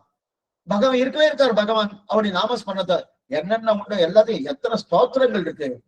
சம்ஸ்கிருத பாஷை கவனத்துல வராது, தமிழே நிறைய இருக்கு. ஆழ்வாருடைய பாசனங்களே இருக்கு. சுவாமி ஆழ்வார் பாசனம் சேவிக்கலாமா? இப்பதான் சேவிக்கலாம். இப்ப கார்த்திகை மாசம் கிருத்திகா நட்சத்திரம் தொடங்கி, அதை பௌர்ணமி தொடங்கி மேற்கொண்டு தை மாசம் அஸ்த நட்சத்திரமும் சேவிக்கப்படாது. ஆனா அதுக்கப்புறம் நிறைய ஏகாதசி வரப்போறது. சித்திர மாசம் தொடங்கி பங்குனி மாசம் பரியந்த நிறைய ஏகாதசி வரப்போறதுமா. அந்தந்த ஏகாதசியிலும் தாராளமா ஆழ்வார் பாசனங்களை சேவிக்கலாமா, ராத்திரிலாம் சேவிக்கலாமா. ஏன்னா இதுதான் அதிகிருத அதிகாரம் கிடையாது, சர்வாதிகாரம். சாஸ்திரம் தான் சேவிக்கக்கூடாது, வேதம் தான் சேவிக்கக்கூடாது, அது பெண்கள் கூடவே கூடாது. ஆனா ஆழ்வாருடைய பாசனங்கள் எல்லாரும் சேவிக்கலாம், எப்போதும் சேவிக்கலாம், எந்த நிலையிலும் சேவிக்கலாம், எந்த விதமான கட்டுப்பாடும் கிடையாது. நல்லா ஆனந்தமா சேவிக்கலாம், அவன் ஆனந்தத்துக்காக நல்லா சேவிக்கலாம். இது பிரதானமா இந்த ஏகாதசி. இந்த ஏகாதசியால ஆனா நல்லா பாத்துங்கோ, நமக்கு பிரதானம் என்ன நினைச்சு பண்ணா, நம்முடைய உள்ளம் என்னன்னா, இந்த இந்த இந்த விரதத்தை அனுஷ்டிக்கணும், இந்த மாதிரி சொல்லியிருக்கா, அந்த மாதிரி அனுஷ்டிக்கணும், அனுஷ்டித்தா என்னோட பாபங்கள் தொலைகிறது, வாஸ்தவம் உண்மைதான். ஆனா அந்த எண்ணத்தை காட்டிலும் இன்னொரு எண்ணம் இருக்கு. அப்ப இந்த எண்ணம் தப்புன்னு சொல்ற, இது தப்புன்னு சொல்லல. அப்ப எந்த எண்ணம் இருக்கும்? சொல்லியிருக்காரு நான் பண்றேன், அவர் பண்ண சொல்லியிருக்காரு நான் பண்றேன். அப்ப என்னுடைய பாபம் தொலைறதா இல்லையா சொன்னேன், நான் பண்றபடியால் அவருக்கு ஆனந்தம். அவர் ஆனந்தப்பட்ட என் பாபம் இருக்குமான்னு இருக்க போறதே இல்லையா. அப்ப அவருடைய ஆனந்தத்துக்காக இந்த விரதம் பண்றேன், என்னுடைய பாபம் தொலையத்துக்காக இந்த விரதம் பண்றேன் இருக்கு. ஆனா அதை விட அடுத்த நிலை என்ன, இத பண்றபடிய தகப்பனார் இருக்க, அந்த தகப்பனாருக்கு நான் ஏதோ பண்றபடியால சுவாமி இதெல்லாம் பண்ணல, பிள்ளைய பார்த்து கேட்கறேன், டேய் இதெல்லாம் பண்ணியடா. ஆமா பண்ண, ஆமா உன்னுடைய ஆனந்தத்துக்காக தான் பண்ண அப்படின்னா அவர் கொஞ்சம் ஆனந்தப்படுறாரு. ஆனா இதை பண்ணணுமா, பண்ணா அவர் ஆனந்தப்படுவாராம், ஆனந்தப்படா எனக்கு ஃபீஸ் எல்லாம் கட்டுவாரு, எனக்கு ஸ்கூல் எல்லாம் போவாரு அப்படின்னு பிள்ளை பண்ணா பகவானுக்கு என்ன அந்த தகப்பனார் இதை ஆனந்தம் இருக்குமா? அவன் தகப்பனார்.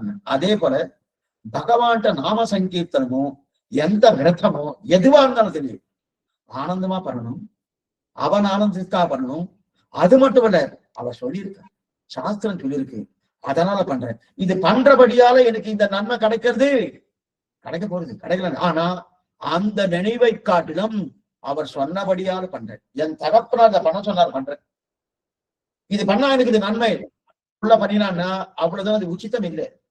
என் தகப்பனா பண்ண சொன்னார் அதனால பண்ணிட்டு இருக்கேன்னா அது மேம்பட்டது. அதத்தான் இந்த ஆச்சரியமான இந்த ஏகாதசி விரதத்துல சொல்லப்பட்டிருக்கு.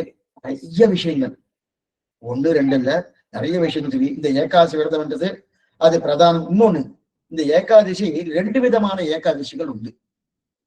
இப்ப ஏகாதசியில ஒருத்தர் மரணம் அடைஞ்சிட்டான்னு வச்சுக்கோங்க, அவளுக்கு வைகுண்டம் உண்டா இல்லையா அது முதலே சொல்லிட்டேன்.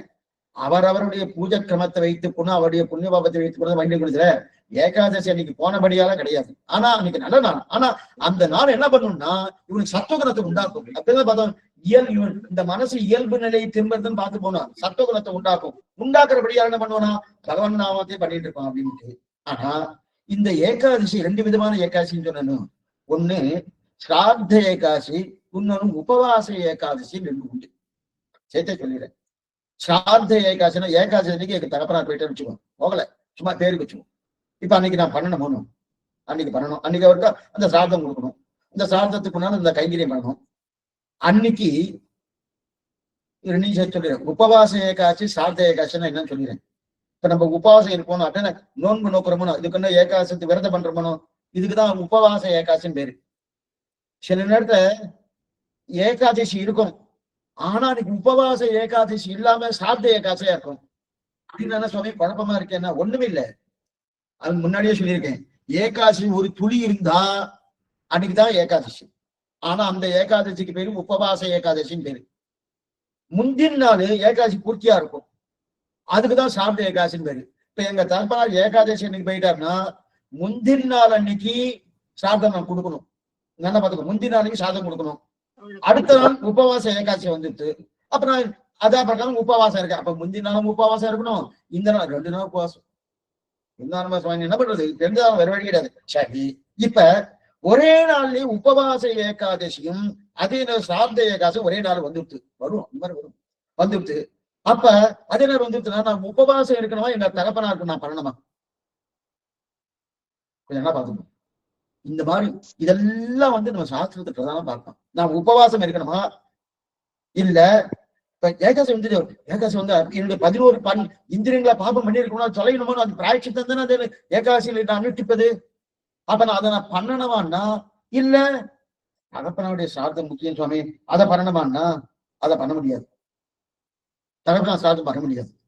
அப்ப தகப்பனா சார்த்தம் பண்ண முடியாதுன்னா பண்ணவே வேண்டாமா? பண்ணணும்.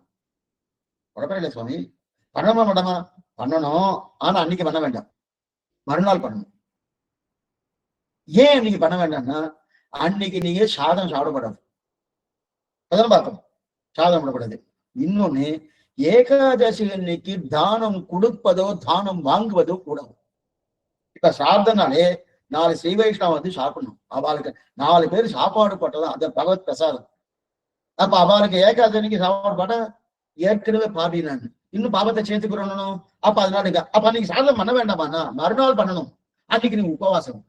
இத்தனை விஷயங்கள் ஏகாதசிக்குள்ள இருக்கு. இன்னும் நிறைய விஷயங்கள் இருக்கு. இப்ப உங்களுக்கு என்னென்ன சந்தேகங்கள் இருக்கோ அது ரொம்ப சுத்தமா சொல்லியிருக்கேன். இதெல்லாம் பார்க்கணும்னா நான் ஏற்கனவே கொஞ்சம் பஞ்சாங்கன்னு ஒரு காலட்சம் பார்த்துருக்கோம், அதுல ஒரு துணி சொல்லியிருக்கேன். இப்ப உங்களுக்கு என்னென்ன சந்தேகம் இருக்கோ 1 மணி நேரம் ஆயிடுது. என்னென்ன சந்தேகம் இருக்கோ ஒவ்வொருத்தரா கேளுங்க, அதுக்கு உண்டான சமாதானத்தை நீங்க சொன்னாங்க. எல்லாம் இந்த ஏகாதசி விஷயமாவே இருக்கட்டும்.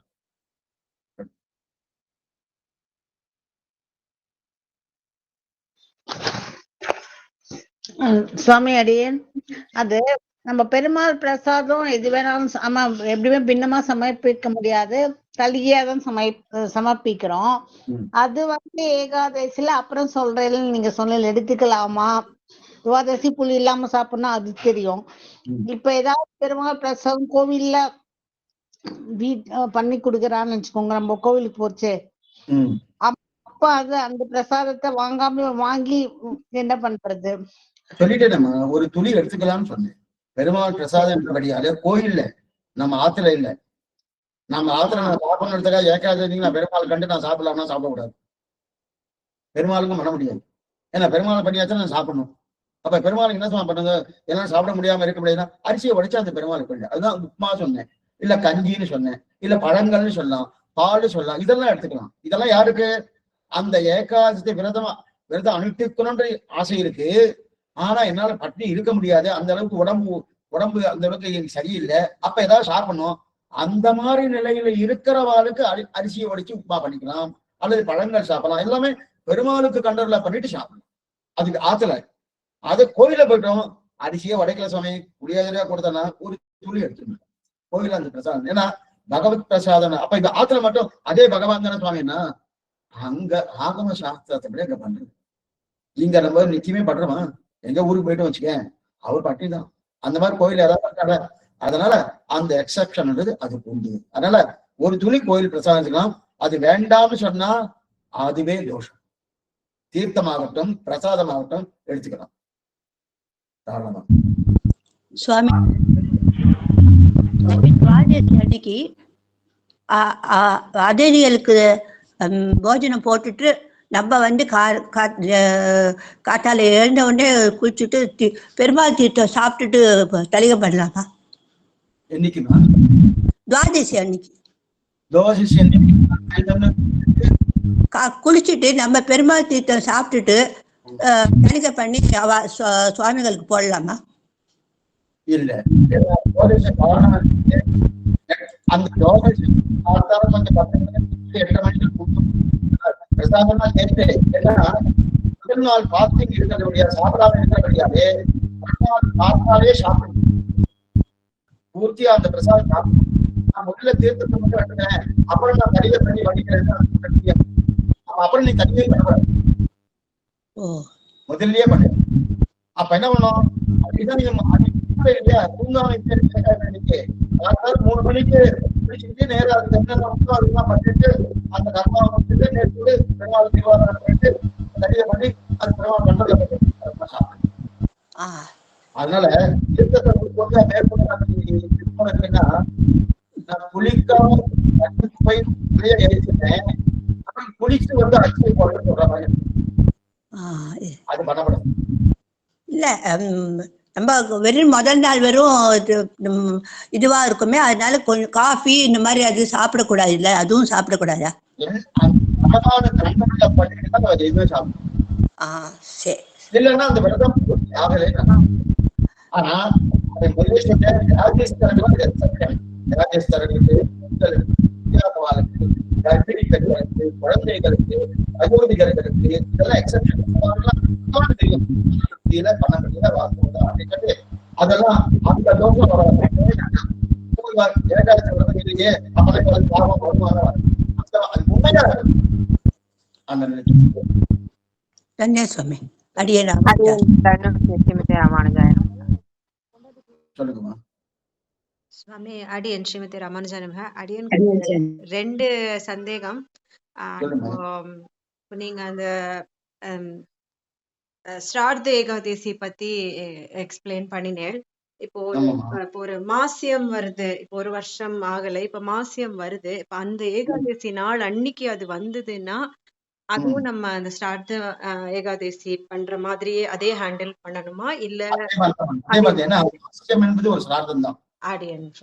ஒரு வருஷம் ஆகிறதுக்கு முன்னாடி ஒவ்வொரு மாசமும் மாசிக்கு பண்ணியாகணும். அப்போ ஒரு 4 பிராமணாலையோ 4 ஸ்ரீ வைஷ்ணவாலோ கூப்பிட்டு பிரசாதம் கொடுக்கணும், இல்ல யாருக்கா கொடுக்கணும். அது அன்னைக்கு தானமும் கொடுக்கப்படாது, தானமும் வாங்கப்படாது. அன்னைக்கு உபவாச ஏகாதசியா இருந்தா பண்ணப்படாது.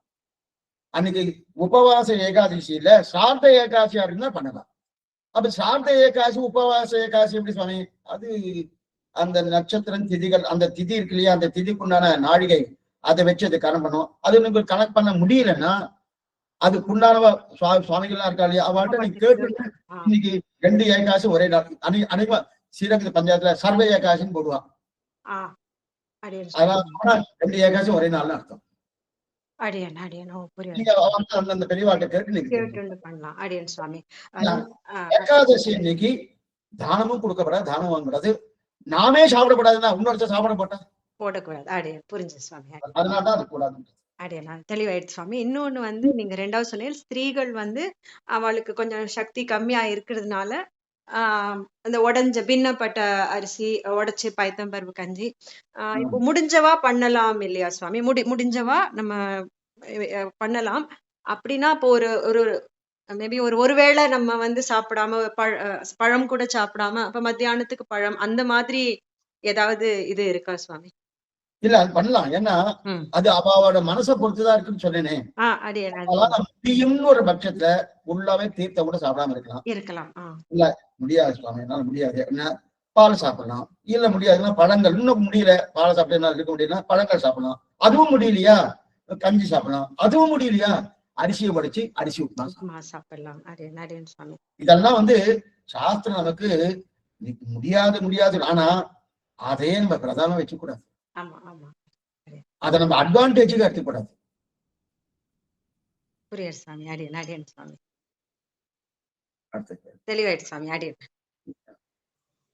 சுவாமி ஒரு சந்தேகம்.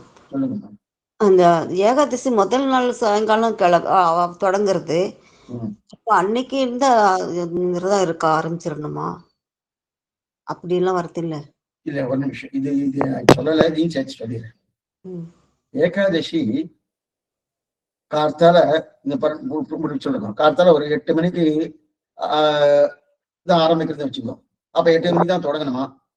8 மணிக்கு முன்னாடிதான் நிறைய சாப்பிடலாமா? இல்ல ஏகாதசி சாயங்காலம் தான் தொடங்குறது, அப்ப அந்த சாயங்காலம் வரைக்கும் நான் எல்லாத்தையும் சாப்பிடலாமான்னா கிடையாது. அன்னைக்கு ஏகாதசின்னு வந்துவிட்டனாலே அன்னைக்கு சூரிய உதயத்திலிருந்து சாப்பிடக்கூடாது, இதான் கணக்கு. சூரிய நம்முடைய சம்பிரதாயம், நம்முடைய சனாதன தர்மத்தின்படி. ஆனா நம்ம லோகத்துல ராத்திரி 12 மணி ஆயிடுச்சுன்னா மறுநாள்னு அர்த்தம் இல்லையா? ராத்திரி 12 மணி ஆயிடுச்சுன்னா மறுநாள்னு அர்த்தம். இதான் ரயில்வே டைம் எல்லாம். ஆனா சனாதன தர்மத்தின்படி, நம்முடைய தர்மத்தின்படி என்னன்னா, காத்தால சூரிய உதயம் ஆனாதான் மறுநாள் அர்த்தம். திங்கக்கிழமை காத்தால திங்கக்கிழமை தான் சொல்லுவா. திங்கக்கிழமை பின் இரவுன்னு சொல்லுவா. அன்னைக்கு 3 மணிக்கு கூட இருக்கலாம் திங்கக்கிழமை. அப்ப ஆனா நியாயமா பார்த்தா அது செவ்வாய்க்கிழமைக்கு வந்துடும். ஆனா பின்னிரவுன்னு தான் போடுவா. அப்ப சூரிய உதயம் ஆனாதான் மறுநாள்னு கறக்கும். அப்ப சூரியன் உதயம் ஆனதிலிருந்து ஏகாதசி 8 மணிக்கு மேல பிறந்தா கூட சூரிய உதயம் ஆயிடுத்தா எதுவுமே சாப்பிடும். அது கணக்கு தான். அதுக்கு மேல பிரிய சுவாமி அதுக்கப்புறம் துவாதசி வந்துட்டு அப்ப நான் இருக்க வேண்டாமான்னா இருக்கணும். ஏகாதசி ஒரு 5 நிமிஷம் இருந்தா கூட அன்னைக்கு பூர்த்தியா ஏகாதசி விரதம் தான். புரியுதா? 5 நிமிஷம். அதான் சொன்னேன், ஏகாதசி தீதியில தசமி கலக்கப்படாது. அன்னைக்கு அதே மாதிரி அன்னைக்கு துவாதசியும் கலக்கப்படாது. அந்த மாதிரி இருக்கும். அதனாலதான் அதுக்கு கொஞ்சம் அந்த தெரிஞ்சவாள்கிட்ட கேட்டுக்கணும். அது இன்னைக்கு சுவார்த்த ஏகாதசியா உபவாச ஏகாதசியா ரெண்டும் ஒரே நாளா அப்படின்னா, எந்த நாளா இருந்தாலும் சூரிய உதயம் ஆயிடுச்சுனாலே அது மேலதான் சுவாமி பறக்கிறது. அப்ப அதுக்கப்புறம் தான் நாங்க பாஸ்டிங் இருக்கணும்னா கிடையாது. சூரிய உதயத்துல இருந்து அது ஒட்டியா இருக்கணும். அதுல 2 செகண்ட் தாட்ஸே கிடையாது. இப்போ ஒருத்தர் பிறந்த நாள், பிரியத்துல பிறந்த நாள், அவர் பிறந்த நாள் ராத்திரி ஒரு 8 மணிக்கு பிறந்திருக்கான்னு வச்சுக்கேன். உடனே ஒருத்தர் என்ன பண்ணார், காலத்தார ஒரு 10 மணிக்கு அவருக்கு கிஃப்ட் கொடுத்திருக்காரு. என்னங்க கிஃப்ட் கொடுத்திருக்காரு, பிறந்த நாள் ஆச்சுன்னு. ராத்திரி 8 மணிக்கு தானே பிறந்தேன், நீங்க ராத்திரி தான் வந்து கொடுக்கணும்னு சொல்லுவாரா? அந்த டேட்ல பிறந்தாச்சுன்னா அது 8 மணியோ 10 மணியோ காத்துல அதே நாள் தானே. அதே போலதான் இது அடுத்த நாளும் கண்டினியூ ஆகுது இல்ல ஏகாதசி? அது அடுத்த நாள் கண்டினியூ ஆயிடுச்சுன்னா அன்னைக்கு உபவாச ஏகாதசியா இருக்காது. ஓ, அதுதான் அன்னைக்கு முதலே சொன்னேன். அடுத்த நாள் ஏகாதசி கண்டிப்பாய்னா அந்த அடுத்த நாள் தான் உபவாச ஏகாதசியா இருக்கும். அப்ப முந்தின நாள் சிரார்த்த ஏகாதசியா இருக்கும். சிரார்த்த ஏகாதசி அன்னைக்கு நீங்க சாப்பிடலாம். ஆனா அன்னைக்கு உங்க தகப்பனாரோ தாயாரோ உங்க ஆத்துல ஏதோ ஒரு சார்தம் வந்துருச்சுன்னா அன்னைக்கு பாஸ்டிங் இதுதான். அது இல்லைன்னா சார்த்த ஏகாதசி அன்னைக்கு நீ சாப்பிடலாம். உபவாச ஏகாதசி அன்னைக்கு தான் சாப்பிடக்கூடாது. நன்றி சுவாமிஜி. அதனாலதான் பஞ்சாங்கத்திலே போடுவா, உபவாச ஏகாட்சி சார்த்த ஏகாட்சியும் போடுவா. நீங்க திறங்க மஞ்சள் சார்த்த திதின்னு போட்டு ஒண்ணு போட்டு வருவா. போட்டு வச்சு இன்னைக்கு ஏகாட்சி சார்த்த திதி போடுவா. அடுத்த கடத்துல பாக்கத்துல இன்னைக்கு ஏகாட்சி போடுவா. என்ன சொல்லு, முன்ன நாள் ஏகாட்சி சார்த்த, அது சார்த்த ஏகாட்சி, இது உபவாச ஏகாட்சி.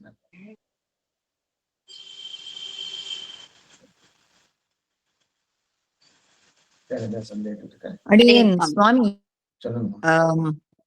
இப்ப நம்ம ஏகாதசி அன்னைக்கு தானமும் கொடுக்கப்படாது, செய்யவும் படாதுங்கிறச்சே நிறைய கல்யாணங்கள் ஏகாதசி திதியில பண்றாளே. நல்ல கேள்வி. அந்த காலத்துல கிடையாது. இப்ப ஒண்ணு சொல்றேன், மார்கழி மாசங்கள் எங்கேயா கல்யாணம் பண்றது ஏதாவது பண்றது இல்லையா?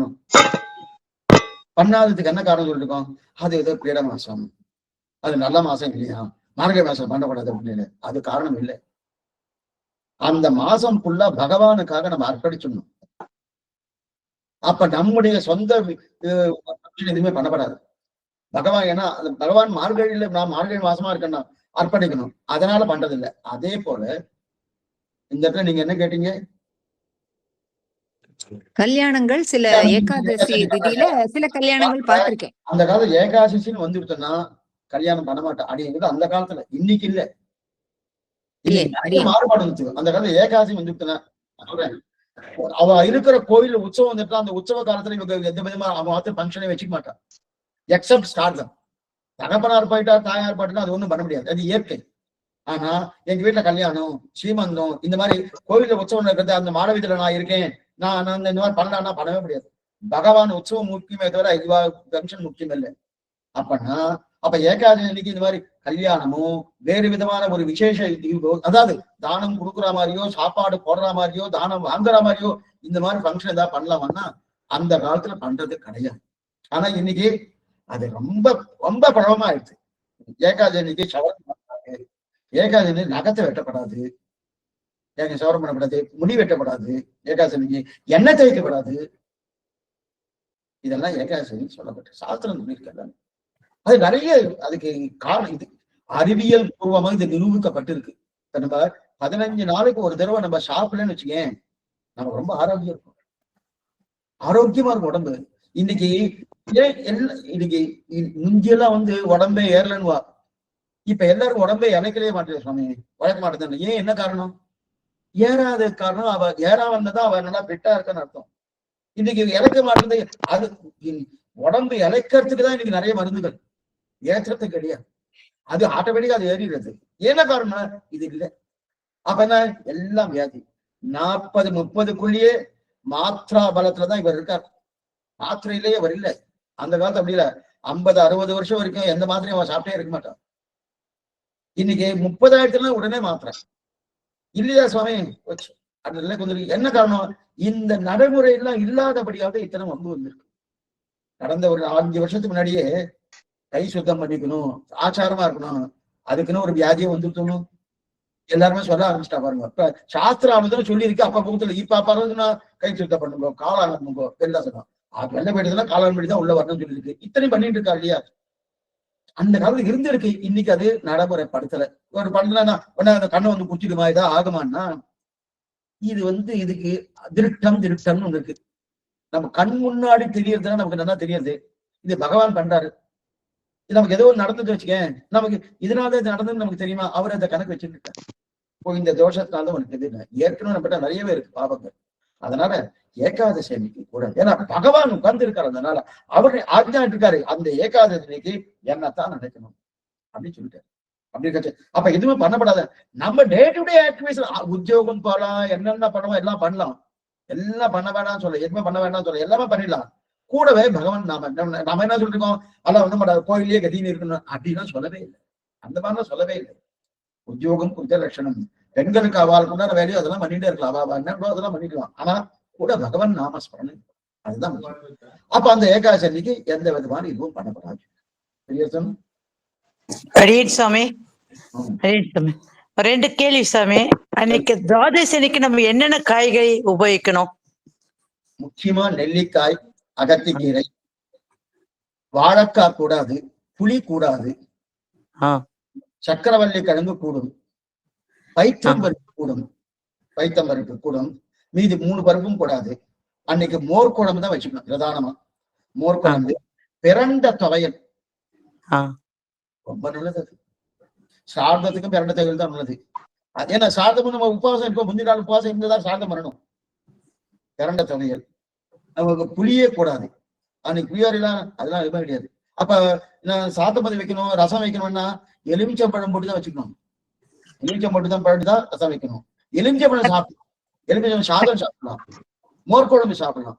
கரிகாய் அநேகமா பாவக்காய் கூடாது, பாவக்காய் கூடாது, வாழைக்காயும் கூடாது, கத்திரிக்காயும் கூடாது, இதெல்லாம் கூடாது. ஆனா இன்னைக்கு கிடப்படி இன்னைக்கு என்ன எடுத்துன்னா, துவாதசி அன்னைக்கு தான் நிறைய பேர் கதம்பம் பண்றாங்க. கதம்பம்னா சாம்பார் சாதம் மாதிரி, அது ஸ்ரீ வைஷ்ணவ சம்பிரதாயம் கதம்பம்னு சொல்லுவாங்க, பண்ணிட்டு இருக்காங்க. ஆனா அதுல புளி உண்டு, தோரம்பருப்பு உண்டு, என்னென்ன கரிகாவா அந்தந்த கரிகாலாம் சேர்த்ததான் உண்டுன்னா ஒரு ஆட்ட போய் கேட்டோம்னா, சுவாமி நான் விரதமே இல்லை அதனால நான் பண்ணிட்டு இருக்கேன். அப்ப நம்ம அதுக்கு என்ன பதில் சொல்ல முடியும்? இந்த கரிகா தான் யூஸ் பண்ண. பச்சரிசி உபயோகிக்கணுமா, புழுங்கலரிசி பண்ணலாமா? புழுங்கலரிசி எப்பவுமே கூடாது. எப்பவுமே அது புழுங்கலரிசி ஒரு பத்தான அரிசி. புழுங்கலரிசி பண்ணி பகவானுக்கு கண்டர்ல பண்ணப்படாது. ஒரு எச்சில கொண்டு போய் கொடுக்குற மாதிரி அர்த்தம்.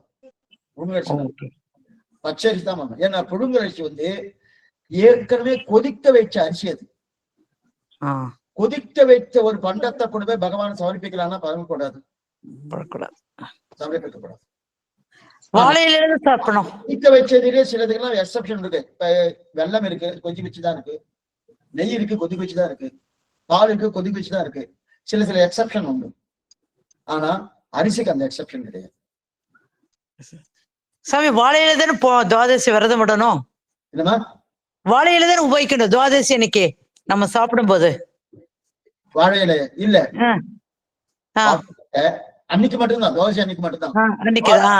வாழைக்காய் சம்பந்தப்பட்டது கூடாது. வாழை இலையோ வாழை இன்னைக்கு அது சயின்டிபிக் ரீசனாவே கூடாது. அதுக்கு சில சில இது உண்டு. ஏன்னா முதல் நாள் ஒண்ணுமே இல்லையா, அப்படியே அடைச்சுன்றோம். வயிற்று வலிக்கிற மாதிரி இருக்கு, வாழைக்காய் சாப்பிட்டு ஆமான்னு. அதான் ஃபுல்லா சயின்டிபிக் ரீசன். 15 நாளைக்கு ஃபாஸ்டிங் இருக்கணும், இருந்தா உடம்புக்கு ஆரோக்கியம். இது சயின்டிபிக் ரீசனா. அதே நேரத்துல அந்த ஃபாஸ்டிங் முடிஞ்ச உடனே எதை சாப்பிட்டா அந்த வயிறு ஏற்றுக்குமோ அதை சாப்பிடணும், அதைதான் சாப்பிடணும். அது இல்லாம நான் வந்து எதிர்த்து போட்டு விட்டு அதுதான் பிரதானமா என்னது, துவாதசியில வந்து அகத்தி கீரை, நெல்லிக்காய், நெல்லிக்காய் அதே மாதிரி இது கூட சுண்டைக்காய் இருக்கணும், அது பிரதானமா இருக்கும். என்ன பண்ணணும்னா வயிற்று நன்னா இது பண்ணும், அதுல இருக்க புண்ணெல்லாம் ஆற்றும், வயிற்றுல இருக்க புண்ணெல்லாம். புளி மட்டும் கூடவே கூடாது, உபயோகப்படுத்தலாம். தேங்காய் உபயோகிக்கலாம்ல சாமி? தேங்காய் லாபம் யூஸ் பண்ணலாம். தேங்காய் எண்ணெய் தான், நல்லெண்ணெய் கூடாது. தேங்காய் எண்ணெய் யூஸ் பண்ணலாம், இல்ல நெய் யூஸ் பண்ணலாம். நல்லெண்ணெய் கூடாது, நல்லெண்ணெய் கூடாது, நல்லெண்ணெய் கூடாது. தேங்காய் எண்ணெய் யூஸ் பண்ணலாம், இல்ல நெய் கூடாது. அநேகமா அன்னைக்கு துவாதசி அன்னைக்கு நெய்யாலதான் எல்லாரும் இந்த திருமாத்தெல்லாம் பண்ணுவாங்க, நெய்யால் தான் பண்ணுவாங்க. அது மட்டும் இல்ல, காத்தால யாரோ ஒரு பிரம்மச்சாரி பையன், அந்த பிரம்மச்சாரிக்கு முதல்ல கொடுத்துட்டு அடுத்து நம்ம சாப்பிட்டா ரொம்ப விசேஷம் சொல்றது. பிரம்மச்சாரினா ஒரு பிராமணன் வேதாத்தியனம் பண்ணிட்டு இருக்கான். அந்த வேதாத்தியனம் பண்ணிட்டு இருக்க ஒரு பிராமணன் பிரம்மச்சாரியா இருக்கணும், கல்யாணம்னா ஆகல, அவனுக்கு முதல்ல அந்த பிரசாதத்தை கொடுத்து துவாதசி அன்னைக்கு, அதாவது அந்த பாவனைக்குள்ள போட்டுடணும். தூர்வாச மகரிஷிக்கு அந்த மாதிரி தான் போட்டிருந்தார் ராஜா. கடைசியில அவர் வரவே இல்லை, அது பெரிய கதையா படுத்துன்னு வச்சுக்கோங்க. இதுக்கு வந்து அந்த மாதிரி அந்த பிரம்மச்சாரினா கல்யாணம் ஆகாத அந்த வேதத்தியன் பண்ணிட்டு அந்த பையனுக்கு போட்டா இன்னும் யுச்சித்தம்னு சொல்லியிருக்கு. இன்னைக்கு எங்க கிடைக்கிறான், அதெல்லாம் யாரும் கிடையாது. தன்யவாத் சாமி. அடையன் சுவாமி. ஏகாதசிக்கு ஃபுல்லா பால் பழம் இருந்து விரதம் இருந்துடுறோம்.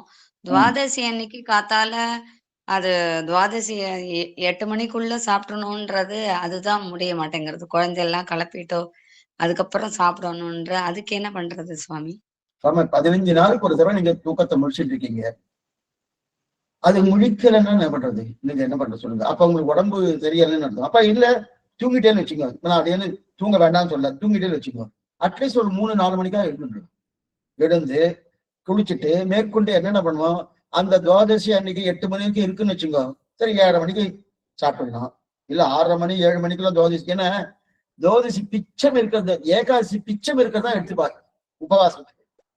அப்ப துவாதசி குறைச்சலா தான் இருக்கும். அநேகமா 2 ஒண்ணா வருது, ரொம்ப குறைச்சலா தான் வரும். அப்ப காத்தாலேயே பண்ற மாதிரி இருக்கும். முதல்ல நல்லா பசி நல்லாவே இருக்கும். கொஞ்சம் நம்ம அந்த இன்னைக்கு அது வந்து பழக்கம் இல்லாதபடியே உங்களுக்கு நீங்க பழகிட்டேன்னு வச்சுக்க, அது இல்லைன்னா உங்களுக்கு கஷ்டமா போயிடும். அது இல்லைன்னா உங்களுக்கு நிச்சயமா கஷ்டமா போயிடும். பழகியாச்சுன்னா அப்ப உடம்பு ரொம்ப ஆரோக்கியமா இருக்காங்க. பெண்களுக்கு அதுவும் முக்கியமா வந்து அவளுக்கு வந்து அந்த மாசத்துல அந்த 3 நாளுக்குலாம் இது ரொம்ப உதவியா இருக்கும், ரொம்ப உதவியா. ஏன்னா அந்த 3 நாள் என்னென்னோ சிரமப்படுறா பெண்களுக்கு, அந்த சிரமங்கள்லாம் இதுல வரவே வராது. எந்த சிரமம் கிடையாது, நேச்சுரலா இருக்கும், இயற்கையா இருக்கும். இந்த டாக்டர்கிட்ட போக வேண்டிய அவசியமே வராது.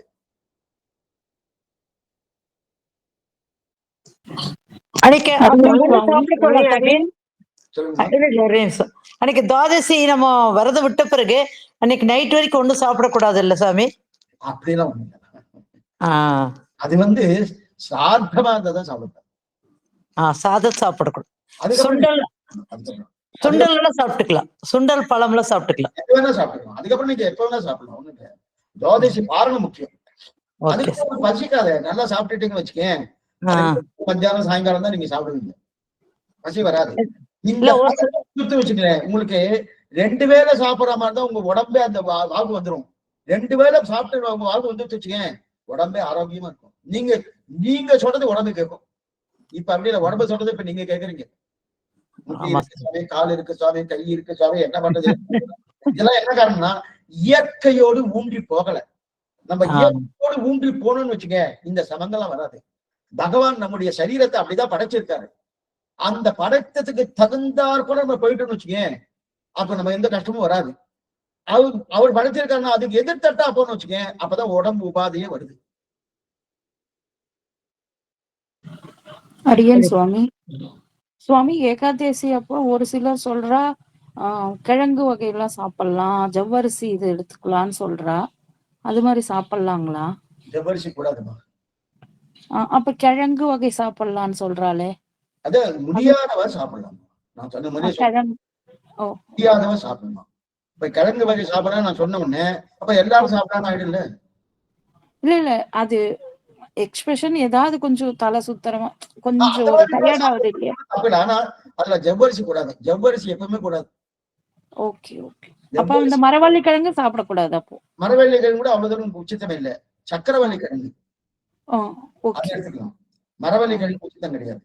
ஜவ்வரிசி வந்து ஈக்குவலன் டு புழுங்கல் அரிசி. ஓ, அதனால ஜவ்வரிசி கூடாது. கோயில்லயே பாயாசம் பண்ணுச்சு ஜவ்வரிசியில பண்ண மாட்டா. ஜவ்வரிசி சேமியா ரெண்டுமே பண்ண மாட்டா. அரிசியில பண்ணுவா, இல்ல கடலப்பருப்புல பண்ணுவா, அல்லது பொடலங்காயில பண்ணுவா. ஜோதிஷனிக்கு பொடலங்காயும் கூடாது, வாழைக்காய் கூடாது, பொடலங்காய் கூடாது. நான் எப்போதும் தயிர் சாதத்தோட தான் முடிக்கிறது துவாதேசி அன்னைக்கு. தயிர் சாதத்துக்கு எந்த தோஷமும் கிடையாது. அதுவும் இந்த இது நெல்லிக்காய் இருக்கு பாருங்க, நெல்லிக்காய் தயிர் பச்சடி ரொம்ப நல்லது. துவாதேசி அன்னைக்கு நெல்லிக்காய் தயிர் சில பேர்லாம் ரொம்ப நல்லா பண்ணுவா. சில பேர்லாம் நெல்லிக்காய் தயிர் பண்ணி நல்ல செரிமானம் ஆகும். வயிற்றுக்குள்ள நல்லா செரிமானம் நல்லா நடக்கிறத நெல்லிக்காய் தயிர் பச்சடி ரொம்ப நல்லா இருக்கும். அதே நேரத்துல அகத்திக்கீரையை டெய்லி சாப்பிடக்கூடாது. டெய்லி சாப்பிடாதுன்னா வயிறு கோளாறு வந்துடும். அதனாலதான் 15 நாளுக்கு ஒரு தடவை தான் அகத்திக்கீரை நம்ம முன்னறிவு கொடுத்துருக்கோம். அந்த 15 நாளுக்கு ஒரு தடவை சாப்பிடும் அகத்திக்கீரை. பருப்பு வகைகள் போடவே கூடாது, எக்ஸப்ட் பைத்தம்பருப்பு. பைத்தம்பருப்பு தான் நம்ம உள்ளுக்குள்ள போச்சு அடைக்காது, அப்படியே நைஸா போயிடும் பைத்தம்பருப்புக்கு உண்டான தன்மை. அததான் அநேகமா கூட்டு பண்றவங்களாம் பைத்தம்பருப்பு தான் போடுவோம். கூட்டு பண்றா பாருங்க, அதுக்கு கூட்ட வகைகள் டைம் போடுதான். ஏன்னா கடலப்பருப்பு எல்லாம் போடுறது ரொம்ப குறைச்சலா இருக்கும். இந்த விரதம் என்பது எல்லாருமே இருக்கலாம். இதுல வித்தியாசமே கிடையாது. பிராமணாலோ, வைசியாலோ, சத்திரியாலோ, சூத்ராலோ, 5வது வர்ணத்தவர்களோ எல்லாருக்கும் இது பொது. இவாதான் இருக்கலாம், இவாலாம் இருக்கப்படாது, அந்த மாதிரிலாம் கிடையாது. எல்லாருக்கும் இந்த விரதம் என்பது எல்லாருக்கும் பொது. அது மட்டும் இல்ல சுவாமி நாங்க சனாதன தர்மத்திலே நாங்க வேற மதம் இருக்கும் இருங்க, ஒண்ணு தப்பு கிடையாது. உடம்பு ஆரோக்கியமா இருக்கும். நீங்க இன்னொன்னு சொல்லிடுறேன், பகவான் நம்பல, ஆனா அந்த பாஸ்டிங் இருந்தா உடம்பு ஆரோக்கியமா இருக்கும். ஆனா நல்ல புத்தி வராது. நல்ல புத்தி வந்தாதான் உனக்கு உடம்பு ஆரோக்கியம் இருக்கும். நான் சத்வாத ஆரோக்கியம், சத்துவகுணம் இருந்தா தான் நமக்கு ஆரோக்கியம் உண்டு. சத்துவகுணம் வரணும்னா பகவான தியானம் பண்ணாதான் சத்துவகுணம் வரும், இல்லைன்னா நான் சத்துவகுணம் வராது. அப்ப பகவான தியானத்தோடு இந்த அந்த அனுஷ்டானம், இந்த ஏகாதசி விரதத்தை பண்ணினோம்னா நம்முடைய ஆரோக்கியம் நல்லா இருக்கும். ஏன் இந்த ஊர்லயே ஆரோக்கியமா இருக்கலாம். நம்முடைய பாவங்கள் தொலைகிறபடியால பகவான் நம்மளே சிவைக்கு வைஷம் போயிடுவார். அங்கும் உண்டு. இப்ப ரெண்டுத்துக்குமே இது வழிவகுத்த பாருங்க. அப்படிப்பட்ட உயர்ந்த விரதத்தை அப்படிப்பட்ட விரதம். அடுத்தது வேற ஏதாவது கேளுங்க சுவாமி. இன்னொரு சந்தேகம், இப்போ முதல் நாள் ஆரம்பிக்கிறது இந்த டயத்துக்கு முடியறது, மறுநாள் இந்த டயத்துக்கு முடியறதுன்னு வருது இல்லையா ஒரு சில டயத்துல. அப்ப எந்த இதுக்கு நம்ம இருக்கணும்? சூரிய உதயத்தப்ப இருக்கிற ஏகாதசிக்கு தான் நம்ம உபவாசம் இருக்கணுமா, இல்ல முன்ன நாள்ல இருந்து 2 நாளுமே இருக்கணுமா? இல்லம்மா, உபவாச ஏகாதசி அன்னைக்கு உபவாசம் இருந்துட்டு மறுநாள் துவாதசி அன்னைக்கு பாரணத்தை முடிக்கணும். ஏகாதசி 2 நாள் வராது. 2 நாள் ஏகாதசி இருந்துச்சுன்னா அதுல ஒரு நாள் சார்த ஏகாசியா போயிடும், ஒரு நாள் உபவாச ஏகாசியா போயிடும். நமக்கு சார்த ஏகாசி நமக்கு முக்கியம் இல்லை. ஒருவேளை அன்னைக்கு நம்முடைய தாயாரோ தகப்பனாரோ நம்முடைய முன்னோர்கள் போயிட்டான்னா அவளுக்கு சார்த்தம் பண்றதுக்கு அது பண்ணணும். ஆனா உபவாச ஏகாசி அன்னைக்கு தான் நமக்கு இந்த விரதம் பிரதானம். அதனால உபவாச ஏகாசி ஒரு நாள் தான், 15 நாளுக்கு ஒரு தடவை தான் வரும். உபவாச ஏகாசில 2 நாள் வராது, 15 நாள்ல 2 நாள் வராது. ஒவ்வொரு 15 நாளுக்கும் ஒரு நாள் தான் வரும் உபவாச ஏகாசி. அதனால அந்த ஏகாசி காத்தால தொடங்கி மறுநாள் துவாதசி பாரண பரியந்தம் நம்ம அந்த விரதத்தை அனுஷ்டித்தாங்க. புரியுதா? அடியன் சாமி, இப்ப காலையில 8:30 மணிக்கு தான் ஏகாதசி வருதுன்னா அன்னைக்கு அதுக்கப்புறம் துவாதசி வந்துருமே சாமி. அப்ப நம்ம ஏகாதசி விரதம் எப்படி சுவாமி? அதான் இப்ப நான் கொஞ்ச நேரத்திலேயே சொல்றேம்மா. அதான் புரியல சாமி. என்ன பண்ணார், ராத்திரி 10 மணிக்கு பறந்துருக்கார் அன்னைக்கு. என்ன அவருக்கு வந்து நியூ ஏதாவது பிறந்த நாள் வாழ்த்துக்கள் சொல்லணும், அவருக்கு கிஃப்ட் கொடுக்கணும்னு யாரோ ஒருத்தர் போனார். போன உடனே கார்த்தால 11 மணிக்கு போனார். போயிட்டு கிஃப்ட் கொடுத்துட்டு பிறந்த நாள் வாழ்த்து சொன்னார். உடனே அந்த ஒரு நாள் கேட்டாரு, நான் ராத்திரி 10 மணிக்கு தானே பிறந்திருக்கேன், நீ ஏன் இப்ப கொண்டு வந்து கொடுக்குற, 10 மணிக்கு தானே கொடுக்கணும்னு கேட்பாரா? அன்னைக்கு கொடுத்தாச்சுன்னா அந்த நாள் அவர் பிறந்திருக்காரு இல்லையா? அதே போல ஏகாதசி அன்னைக்கு காத்தால் 1/2 மணி நேரம் 1/4 மணி நேரம் இருந்தா கூட அன்னைக்கு பூர்த்தியா ஏகாதசி இருக்குன்னு அர்த்தம். மேல இருக்கணும்ன்ற அவசியம் இல்லை. நீங்க அந்த பார்க்க வேண்டாம். அன்னைக்கு பூர்த்தியாவே உபவாச ஏகாதசின்னு அர்த்தம். அடியேன் சாமி இன்னொரு டவுட். இப்ப நம்ம டெய்லி வந்து நம்ம எங்க வீட்டுல எல்லாம் புழுங்கல் அரிசி தான் சமைக்கிறோம். டெய்லி சாமிக்கு அதுதான் நைவேத்தியம் பண்றேன். அப்படி பண்ணக்கூடாதா? அதெல்லாம் பண்ணலாம். ஆனா இந்த திதி இது வரைக்கும் தான் இருக்கு. அதுக்கப்புறம் நான் அந்த அந்த விரதத்தை அனுஷ்டிக்க வேண்டாம்னு கிடையாது. அன்னைக்கு ஏகாதசி விரதம்னு பட்டதா நீ ஃபுல்லா இருக்கணும். ஏகாதசி அந்த அந்த நாள் ஃபுல்லா இருக்கணும்ன்ற அவசியமே கிடையாது.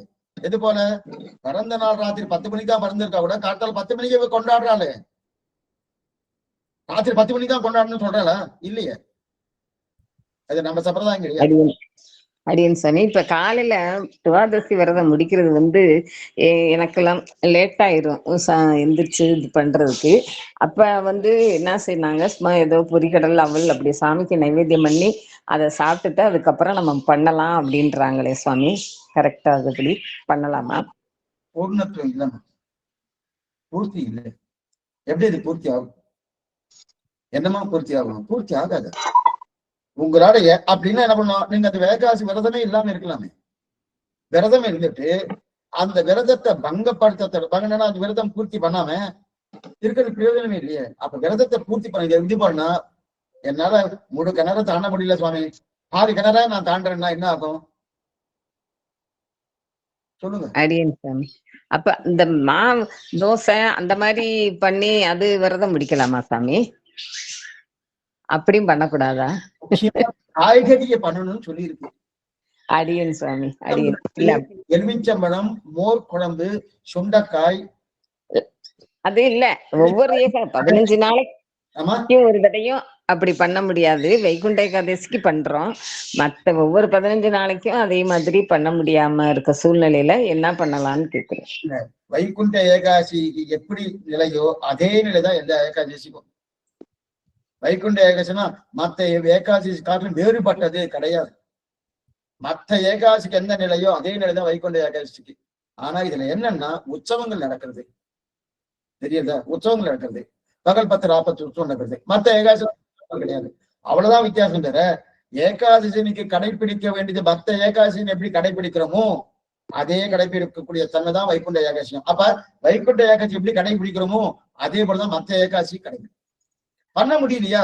நீங்க ஒண்ணு சுவாமி என்னால முடியல, எனக்கு ரொம்ப உபாதியா இருக்கு, ஆனா ஆசையா இருக்கு, பண்ண முடியல, என்னன்னா கிருஷ்ணார்ப்பணம் சொல்லிட்டு என்ன பண்றது, சரி பகவான தியானம் பண்ணு, மறுநாள் அந்த பாரணை கூட பண்ண வேண்டிய நீங்க சொன்ன மாதிரி.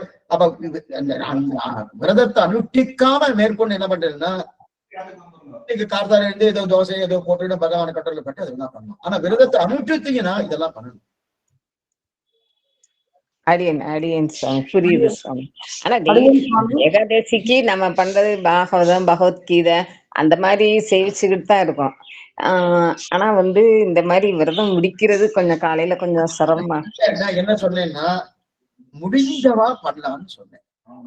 முடியாதவா என்ன பண்ணுவாங்க, அது பண்ணாதான் உண்டு, இல்லைன்னா அப்படி சொல்லல, சாஸ்திரம் அப்படி சொல்லல. வியாதிஸ்தர்கள், முடியாதவா, பெண்கள், கர்ப்பிணி பெண்கள், சிறு குழந்தைகள், வயோதிகர்கள், பெரியோர்கள், இவாளெல்லாம் முடியாது. அப்ப இவாளெல்லாம் முடியாதுன்னா அப்ப பண்ண அப்ப அதுக்கெல்லாம் எக்ஸப்ஷன் கொடுத்துருக்கு. ஏன் சுவாமி எல்லாருக்குமே சொல்லிடலாம்னா அப்ப முடிஞ்சவா கூட பண்ணாம போயிடுவா. அதனாலதான் சாஸ்திரம் அப்படி சொல்லியிருக்கு. முடிஞ்சவாலும் பண்ணாம போயிட்டு என்ன இருக்கும், அப்புறம் இந்த விரதத்துக்கு மகிமே எல்லாம் போயிடும். ஒரு நாள் லேட்டா வந்தா நம்ம லேட்டா வராதிங்கோ அப்படின்னு சொல்லி இதுக்கு எக்ஸப்ஷன் மன்னிச்சுடுறேன்னு சொன்னா, நிச்சயமே லேட்டா வந்தா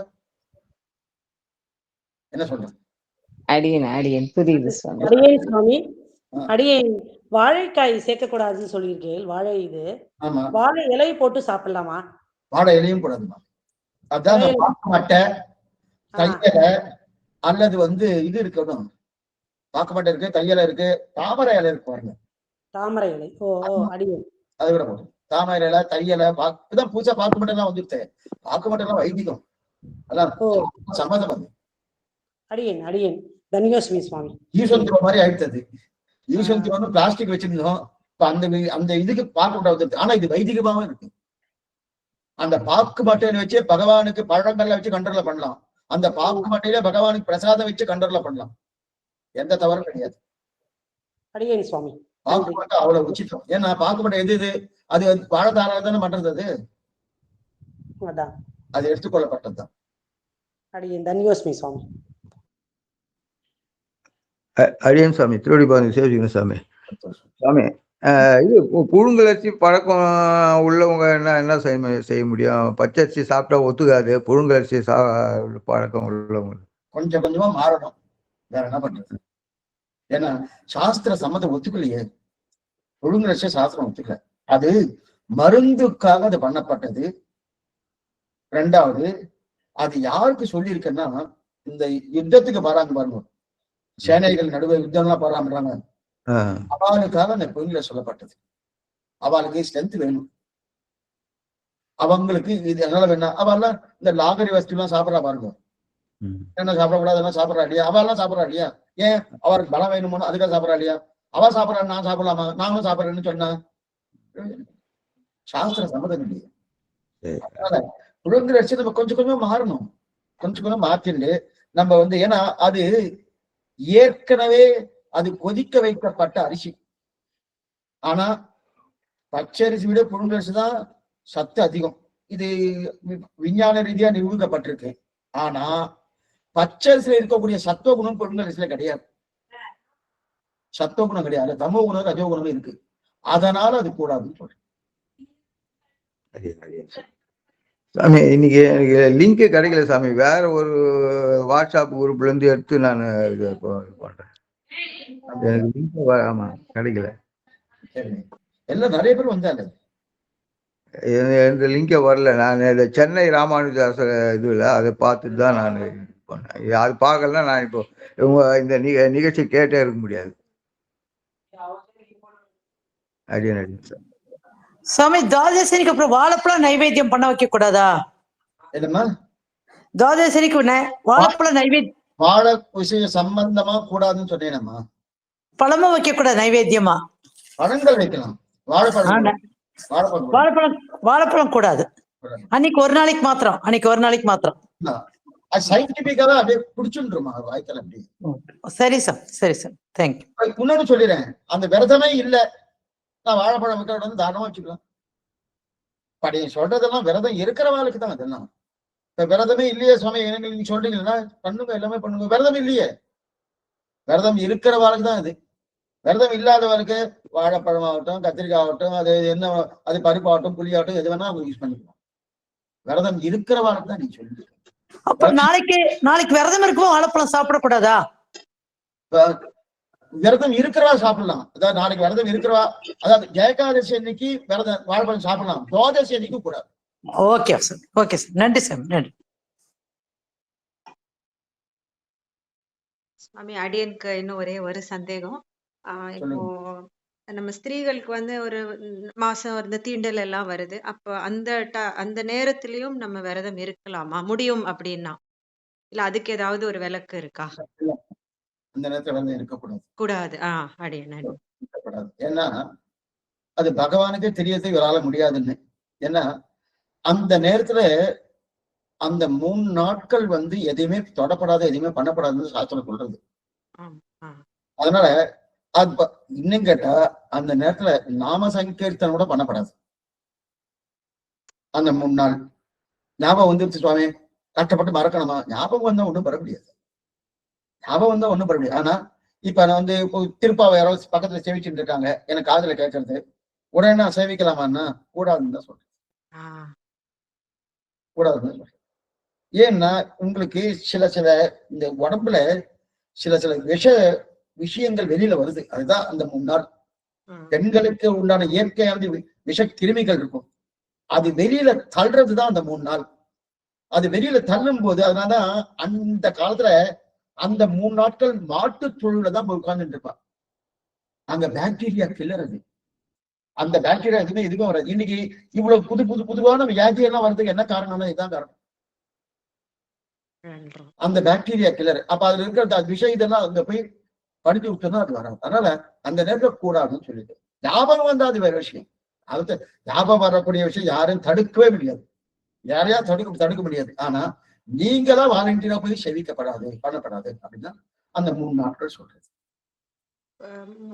இப்ப 4, 5 அந்த மாதிரி அந்த 5வது நாள் அப்படி அன்னைக்கு 4 நாள் குளிச்சுட்டு தலை குளிச்சுட்டு அப்படி அது அவளுக்கு அந்தந்த தெரியும். அவளுக்கு இனிமே இல்லைங்கிறதுனா 4 நாள குளிச்சுட்டு வரலாம். ஆனா உச்சிதம் வந்து 5ஆம் நாள் தான். 5வது நாள். அடியன் 5ஆம் நாள் தான் உச்சிதம். உச்சிதம் 5ஆம் நாள் தான். புரிஞ்சு சுவாமி. அடியன் சுவாமி. நன்றி திருவிடையம். அடியேன் சுவாமி. சொல்லுங்க. ஏகாதசி அன்னைக்கு திருவாராதனம் பண்ணிட்டு பெருமாள் தீர்த்தம் ஸ்வீகரிச்சுக்கலாமா சுவாமி? பண்ணலாமே. துளசி மற்றும் தீர்த்தம் எல்லாமே எடுத்துக்கலாம். ஓகே அடியேன். தன்யவாதம். எல்லாமே எடுத்துக்கலாம். எல்லாமே தன்யவாதம். ஆனா கூடவே நாம சங்கீர்த்தனம் பண்ணணும். ஆழ்வார் பாசங்கள் சேவிக்கலாம், ஸ்தோத்திரங்கள் சேவிக்கலாம், சகஸ்நாமம் பாராயணம் பண்ணலாம், சுந்தரகாண்ட பாராயணம் பண்ணலாம். அதெல்லாம் பண்ணிட்டு இருக்கலாம். இல்ல சுவாமி எனக்கு நான் உத்தியோகத்துக்கு போயிட்டு இருக்கேன், சரி அது பாட்டு நீங்க பண்ணிட்டு உத்தியோகத்துக்கு போயிட்டு அதுக்குள்ளால என்ன எத்தனை தூரம் உங்களால நினைக்க முடியுமோ நினைச்சிட்டே இருக்கணும். குறிக்கோள் வந்து பகவானோடு சம்பந்தம், பாகவதாலோடு சம்பந்தம், ஆச்சார குருவோடு சம்பந்தம் அந்த காலத்துல இருக்கணும். அடியேன் சுவாமி. ஏகாதசி அன்னைக்கு எல்லாம் திருவாராதனை பண்ணிட்டு தீர்த்தத்துல திருத்துலா எடுத்துக்கலாமா? தாராளமா எடுத்துக்கலாம். அதான் கேட்டாங்க அவங்க. தாராளமா எடுத்துக்கலாம். எந்த விதமான தோஷமும் கிடையாது.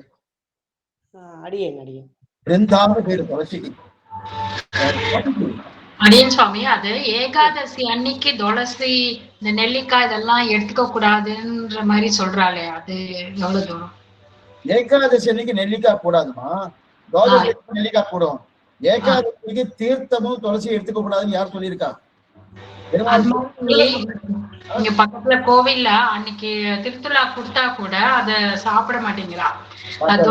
அதான் சொன்னேன் கோவில்ல புளியோதரை பிரசாதம் கொடுத்தாலே கீழே போடப்படாதுன்னு நான் சொல்லியிருக்கேன். ஒரு சாப்பிடணும்னு சொல்லியிருக்கேன். அப்ப அந்த பிரசாதத்தையே ஒரு சொல்லி சாப்பிடணும். இப்ப ஒரே விஷயம் சொல்றேன். இப்ப இந்த ஏகாதசி விரதம் எதனால பண்றோம்? பாவம் தொலையணும். அது நான் பண்றதுனால, நான் இந்த விரதம் இருக்கிறதுனால தொலைகிறதா இல்ல பகவானுடைய அனுகிரகத்தால தொலைகிறதா? பகவானோட அனுகிரகம் தான். ஆனா அதே நான் பண்ணணும் இல்லையா? இப்ப அந்த பகவானுடைய பிரசாதத்தை நான் ஒரு துளி எடுத்துட்டா அவர் அனுகிரகம் எனக்கு கிடைக்குமா கிடைக்காதா? கண்டிப்பா. அப்ப கீழே போட்டுனா அது பாவமா அது புண்ணியமா? இந்த மாதிரி ஒரு இது சொல்றாலே அது பெரியவாள்கிட்ட கேட்டு தெரிஞ்சுக்கலான்ற ஒரு இதுலதான் கேட்டேன். சிலதெல்லாம் நிறைய பேர் ஒரு தவறான கண்ணோட்டத்துல பார்க்கறாங்க. பகவான் ஒரு பரபிரம்மம் வந்துட்டு வச்சுக்கேன், அவர் என்ன பண்றாரோ அதை பண்ணிட்டார். அது எந்த தோஷமும் கிடையாது, எந்த விதமான தோஷமும் கிடையாது. அவர் சொன்னதை பண்ணியாச்சுன்னா எந்த விதமான தோஷம் கிடையாது. ஆனா நாம ஏதாவது பண்ணிட்டோம்னா தோஷம் உண்டு. என்ன பண்ணுவோம்? என்ன வேணா பண்ணலாம், ஏது வேணா பண்ணலாம். சொல்றேன், தர்மராஜனை பார்த்து அஸ்வத்தாமா செத்து போயிட்டான்னு சொல்லு, அப்ப துரோணாச்சாரி அவர் வில்ல கீழே போட்டு போயிடுவார் அப்படின்னு சொல்ல சொன்னா கண்ணன். தர்மராஜன் சொல்ல மாட்டேன்ட்டான். நான் சொல்ல மாட்டேன், நான் தர்மத்துல இருக்கேன், நான் பொய் சொல்ல மாட்டேன். சரி ஒண்ணு பண்ணு, அஸ்வத்தாமா என்கிற யானை போயிடுச்சுன்னு சொல்லு அப்படின்னு சொன்னான். சரி நம்ம யானை என்கிற அஸ்வத்தாமா போயிடுச்சுன்னு சொல்றேன், அப்படி சொல்லப்படாது. அஸ்வத்தாமா போயிட்டானா என்கிற யானை அப்படின்னு சொல்லு. இது சொல்லாமன்னா தர்மராஜன் சொன்னான். இப்ப தர்மராஜன் சொல்லியிருக்கா தோஷமான தோஷம் இல்லை. அந்த பாபம் அவருக்கு நான் பகவான் சொன்னபடியாக சொன்னேன். அதே போல அவர் என்ன பண்றாரோ அதுதான் நமக்கு உத்தேசம். ஒண்ணு புரிஞ்சுக்குங்க, நாம தர்மம் எதுவோ சாஸ்திரம் எதுவோ அதன் பிரகாரம் நம்ம பண்ணணும். பகவான் என்ன பண்றாரோ அது சாஸ்திரம். வித்தியாசம் அது பிரகாரம் இருக்கணும். அப்படி இல்ல சுவாமி. பெரியவா அந்த சாஸ்திர சம்பிரதாயம் அன்னைக்கு யாரும் நம்ம கேட்டு அப்படியே அவ என்ன சொல்றாளோ அப்படியே கேட்டு நம்ம வந்துட்டோம். ஆனா இன்னைக்கு நிறைய கான்ட்ரவர்சி வரவே சரி எது கரெக்ட் எது தப்புன்னே தெரிய மாட்டேங்கிறது. அதுதான் அடிப்படை ஞானம் இல்லாதவதான் அடிப்படை பகவானுங்கிற தத்துவம் வரைச்சே அவர் எது பண்ணாலும் அது நன்மை. இந்த எதுனா ராமனுக்கும் கண்ணனுக்கு எந்த வித்தியாசம்? ராமன் எது தர்மமோ அதை பண்ணுவார், கண்ணன் பண்றது தர்மமாகும். அப்ப பகவான் சொல்றாரா அது எதுவுமே அதர்மம் கிடையாது, அது தர்மம். நாம பண்ணணுமா? ஓ பெரியவருக்கு என்ன சொல்லியிருக்கா, தர்மம் என்னவோ அதுதான் நான் பண்ணணும். அந்த பக்கத்தையே அவர் அதர்மமா நீ பண்ணுன்னு சொல்லிட்டாருன்னா நான் தானமா பண்ணேன். ஆனா அந்த மாதிரி அவர் சொல்ல மாட்டேன். அவருடைய அப்படி இருக்கச்சு அவருடைய பிரசாதம் முக்கியம். அந்த பிரசாதத்தை இக்னோர் பண்ணியாச்சுன்னா அதுவே எனக்கு தோஷம். அப்ப நான் யாருக்காக விரதம் இருக்கணும் அவரே நான் வேண்டாம்னு தள்ளுறேனே. விரதம் இருக்கிறத பகவானுக்காக. அந்த பகவானுடைய தீர்த்தத்தையே பிரசாதத்தையே வேண்டாம் தள்ளு. இப்ப அவர் மனசு குளிருமா? இல்ல அவர் மட்டும்தான் கொஞ்சம் ஆனந்தமா இருப்பாரு. பிராக்டிகலா திங்க் பண்ணி பாருங்க. கரெக்ட் தான். பெருமாள் பிரசாதத்துக்காக தானே நம்ம கோவிலுக்கு போறதே பெருமாள் பிரசாதம் கிடைக்கணும் தான். ஆனா இப்போ அந்த சமீபமா நான் பார்த்துட்டு இருக்கேன், அந்த ஏகாசினா இது சாப்பிடக்கூடாது, துளசி சாப்பிடக்கூடாது. அதே மாதிரி கல்பூரார்த்தி, ஆனா நம்ம சம்பிரதாயத்துல கல்பூரார்த்தி வெளியில வராது. அப்படி வந்தா அதை எடுத்துக்க கூடாது, அது எடுத்துக்கிறது இல்ல இல்லையா? நம்ம சம்பிரதாயத்துல அந்த விளக்கு இதுதான் நம்ம இது பண்ணணும். தன்யஸ்மி சுவாமி.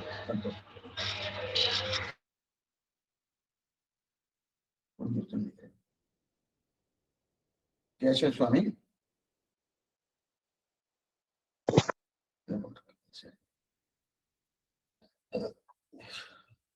நமஸ்காரம் சுவாமி. அடியேன்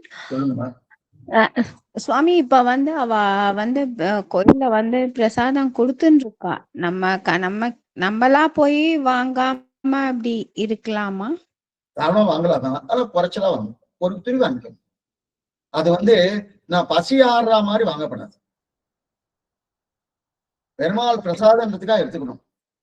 அவ இப்ப குடுத்துன்னு இருக்கா, ஒரு இடத்துல குடுத்துன்னு இருக்கா. அத நம்ம போய் வாங்காம இருக்கலாமா? கண்டிப்பா வாங்கிக்கணுமான்னு கேக்குறேன். தாராளமா வாங்கிக்கலாம். பெருமாள் கோயில்ல பிரசாதம் தான் வாங்கிடணும். வாங்கிட்டதுக்கு அப்புறம் ஒரு துணி எடுத்துட்டு நம்ம சாப்பிடலாம், ஒன்றும் தப்பு கிடையாது.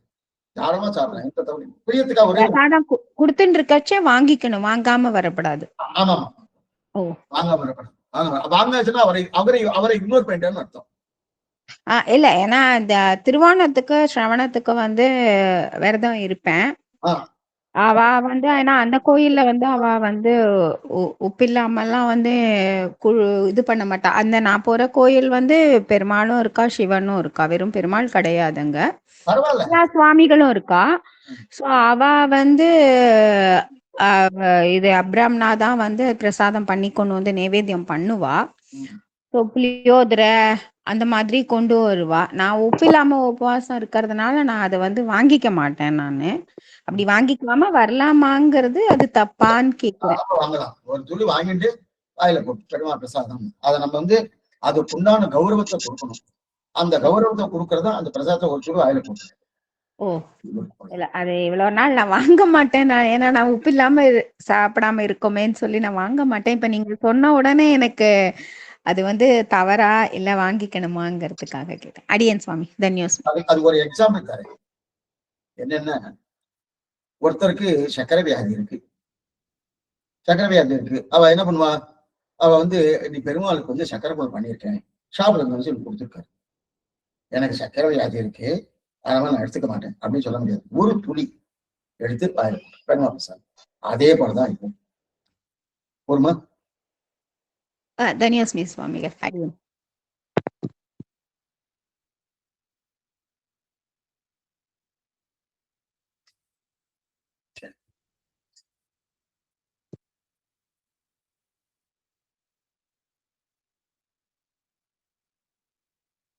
யாரும் இல்லைன்னு நினைக்கிறேன், முடிச்சுடலாம்னு நினைக்கிறேன். taste.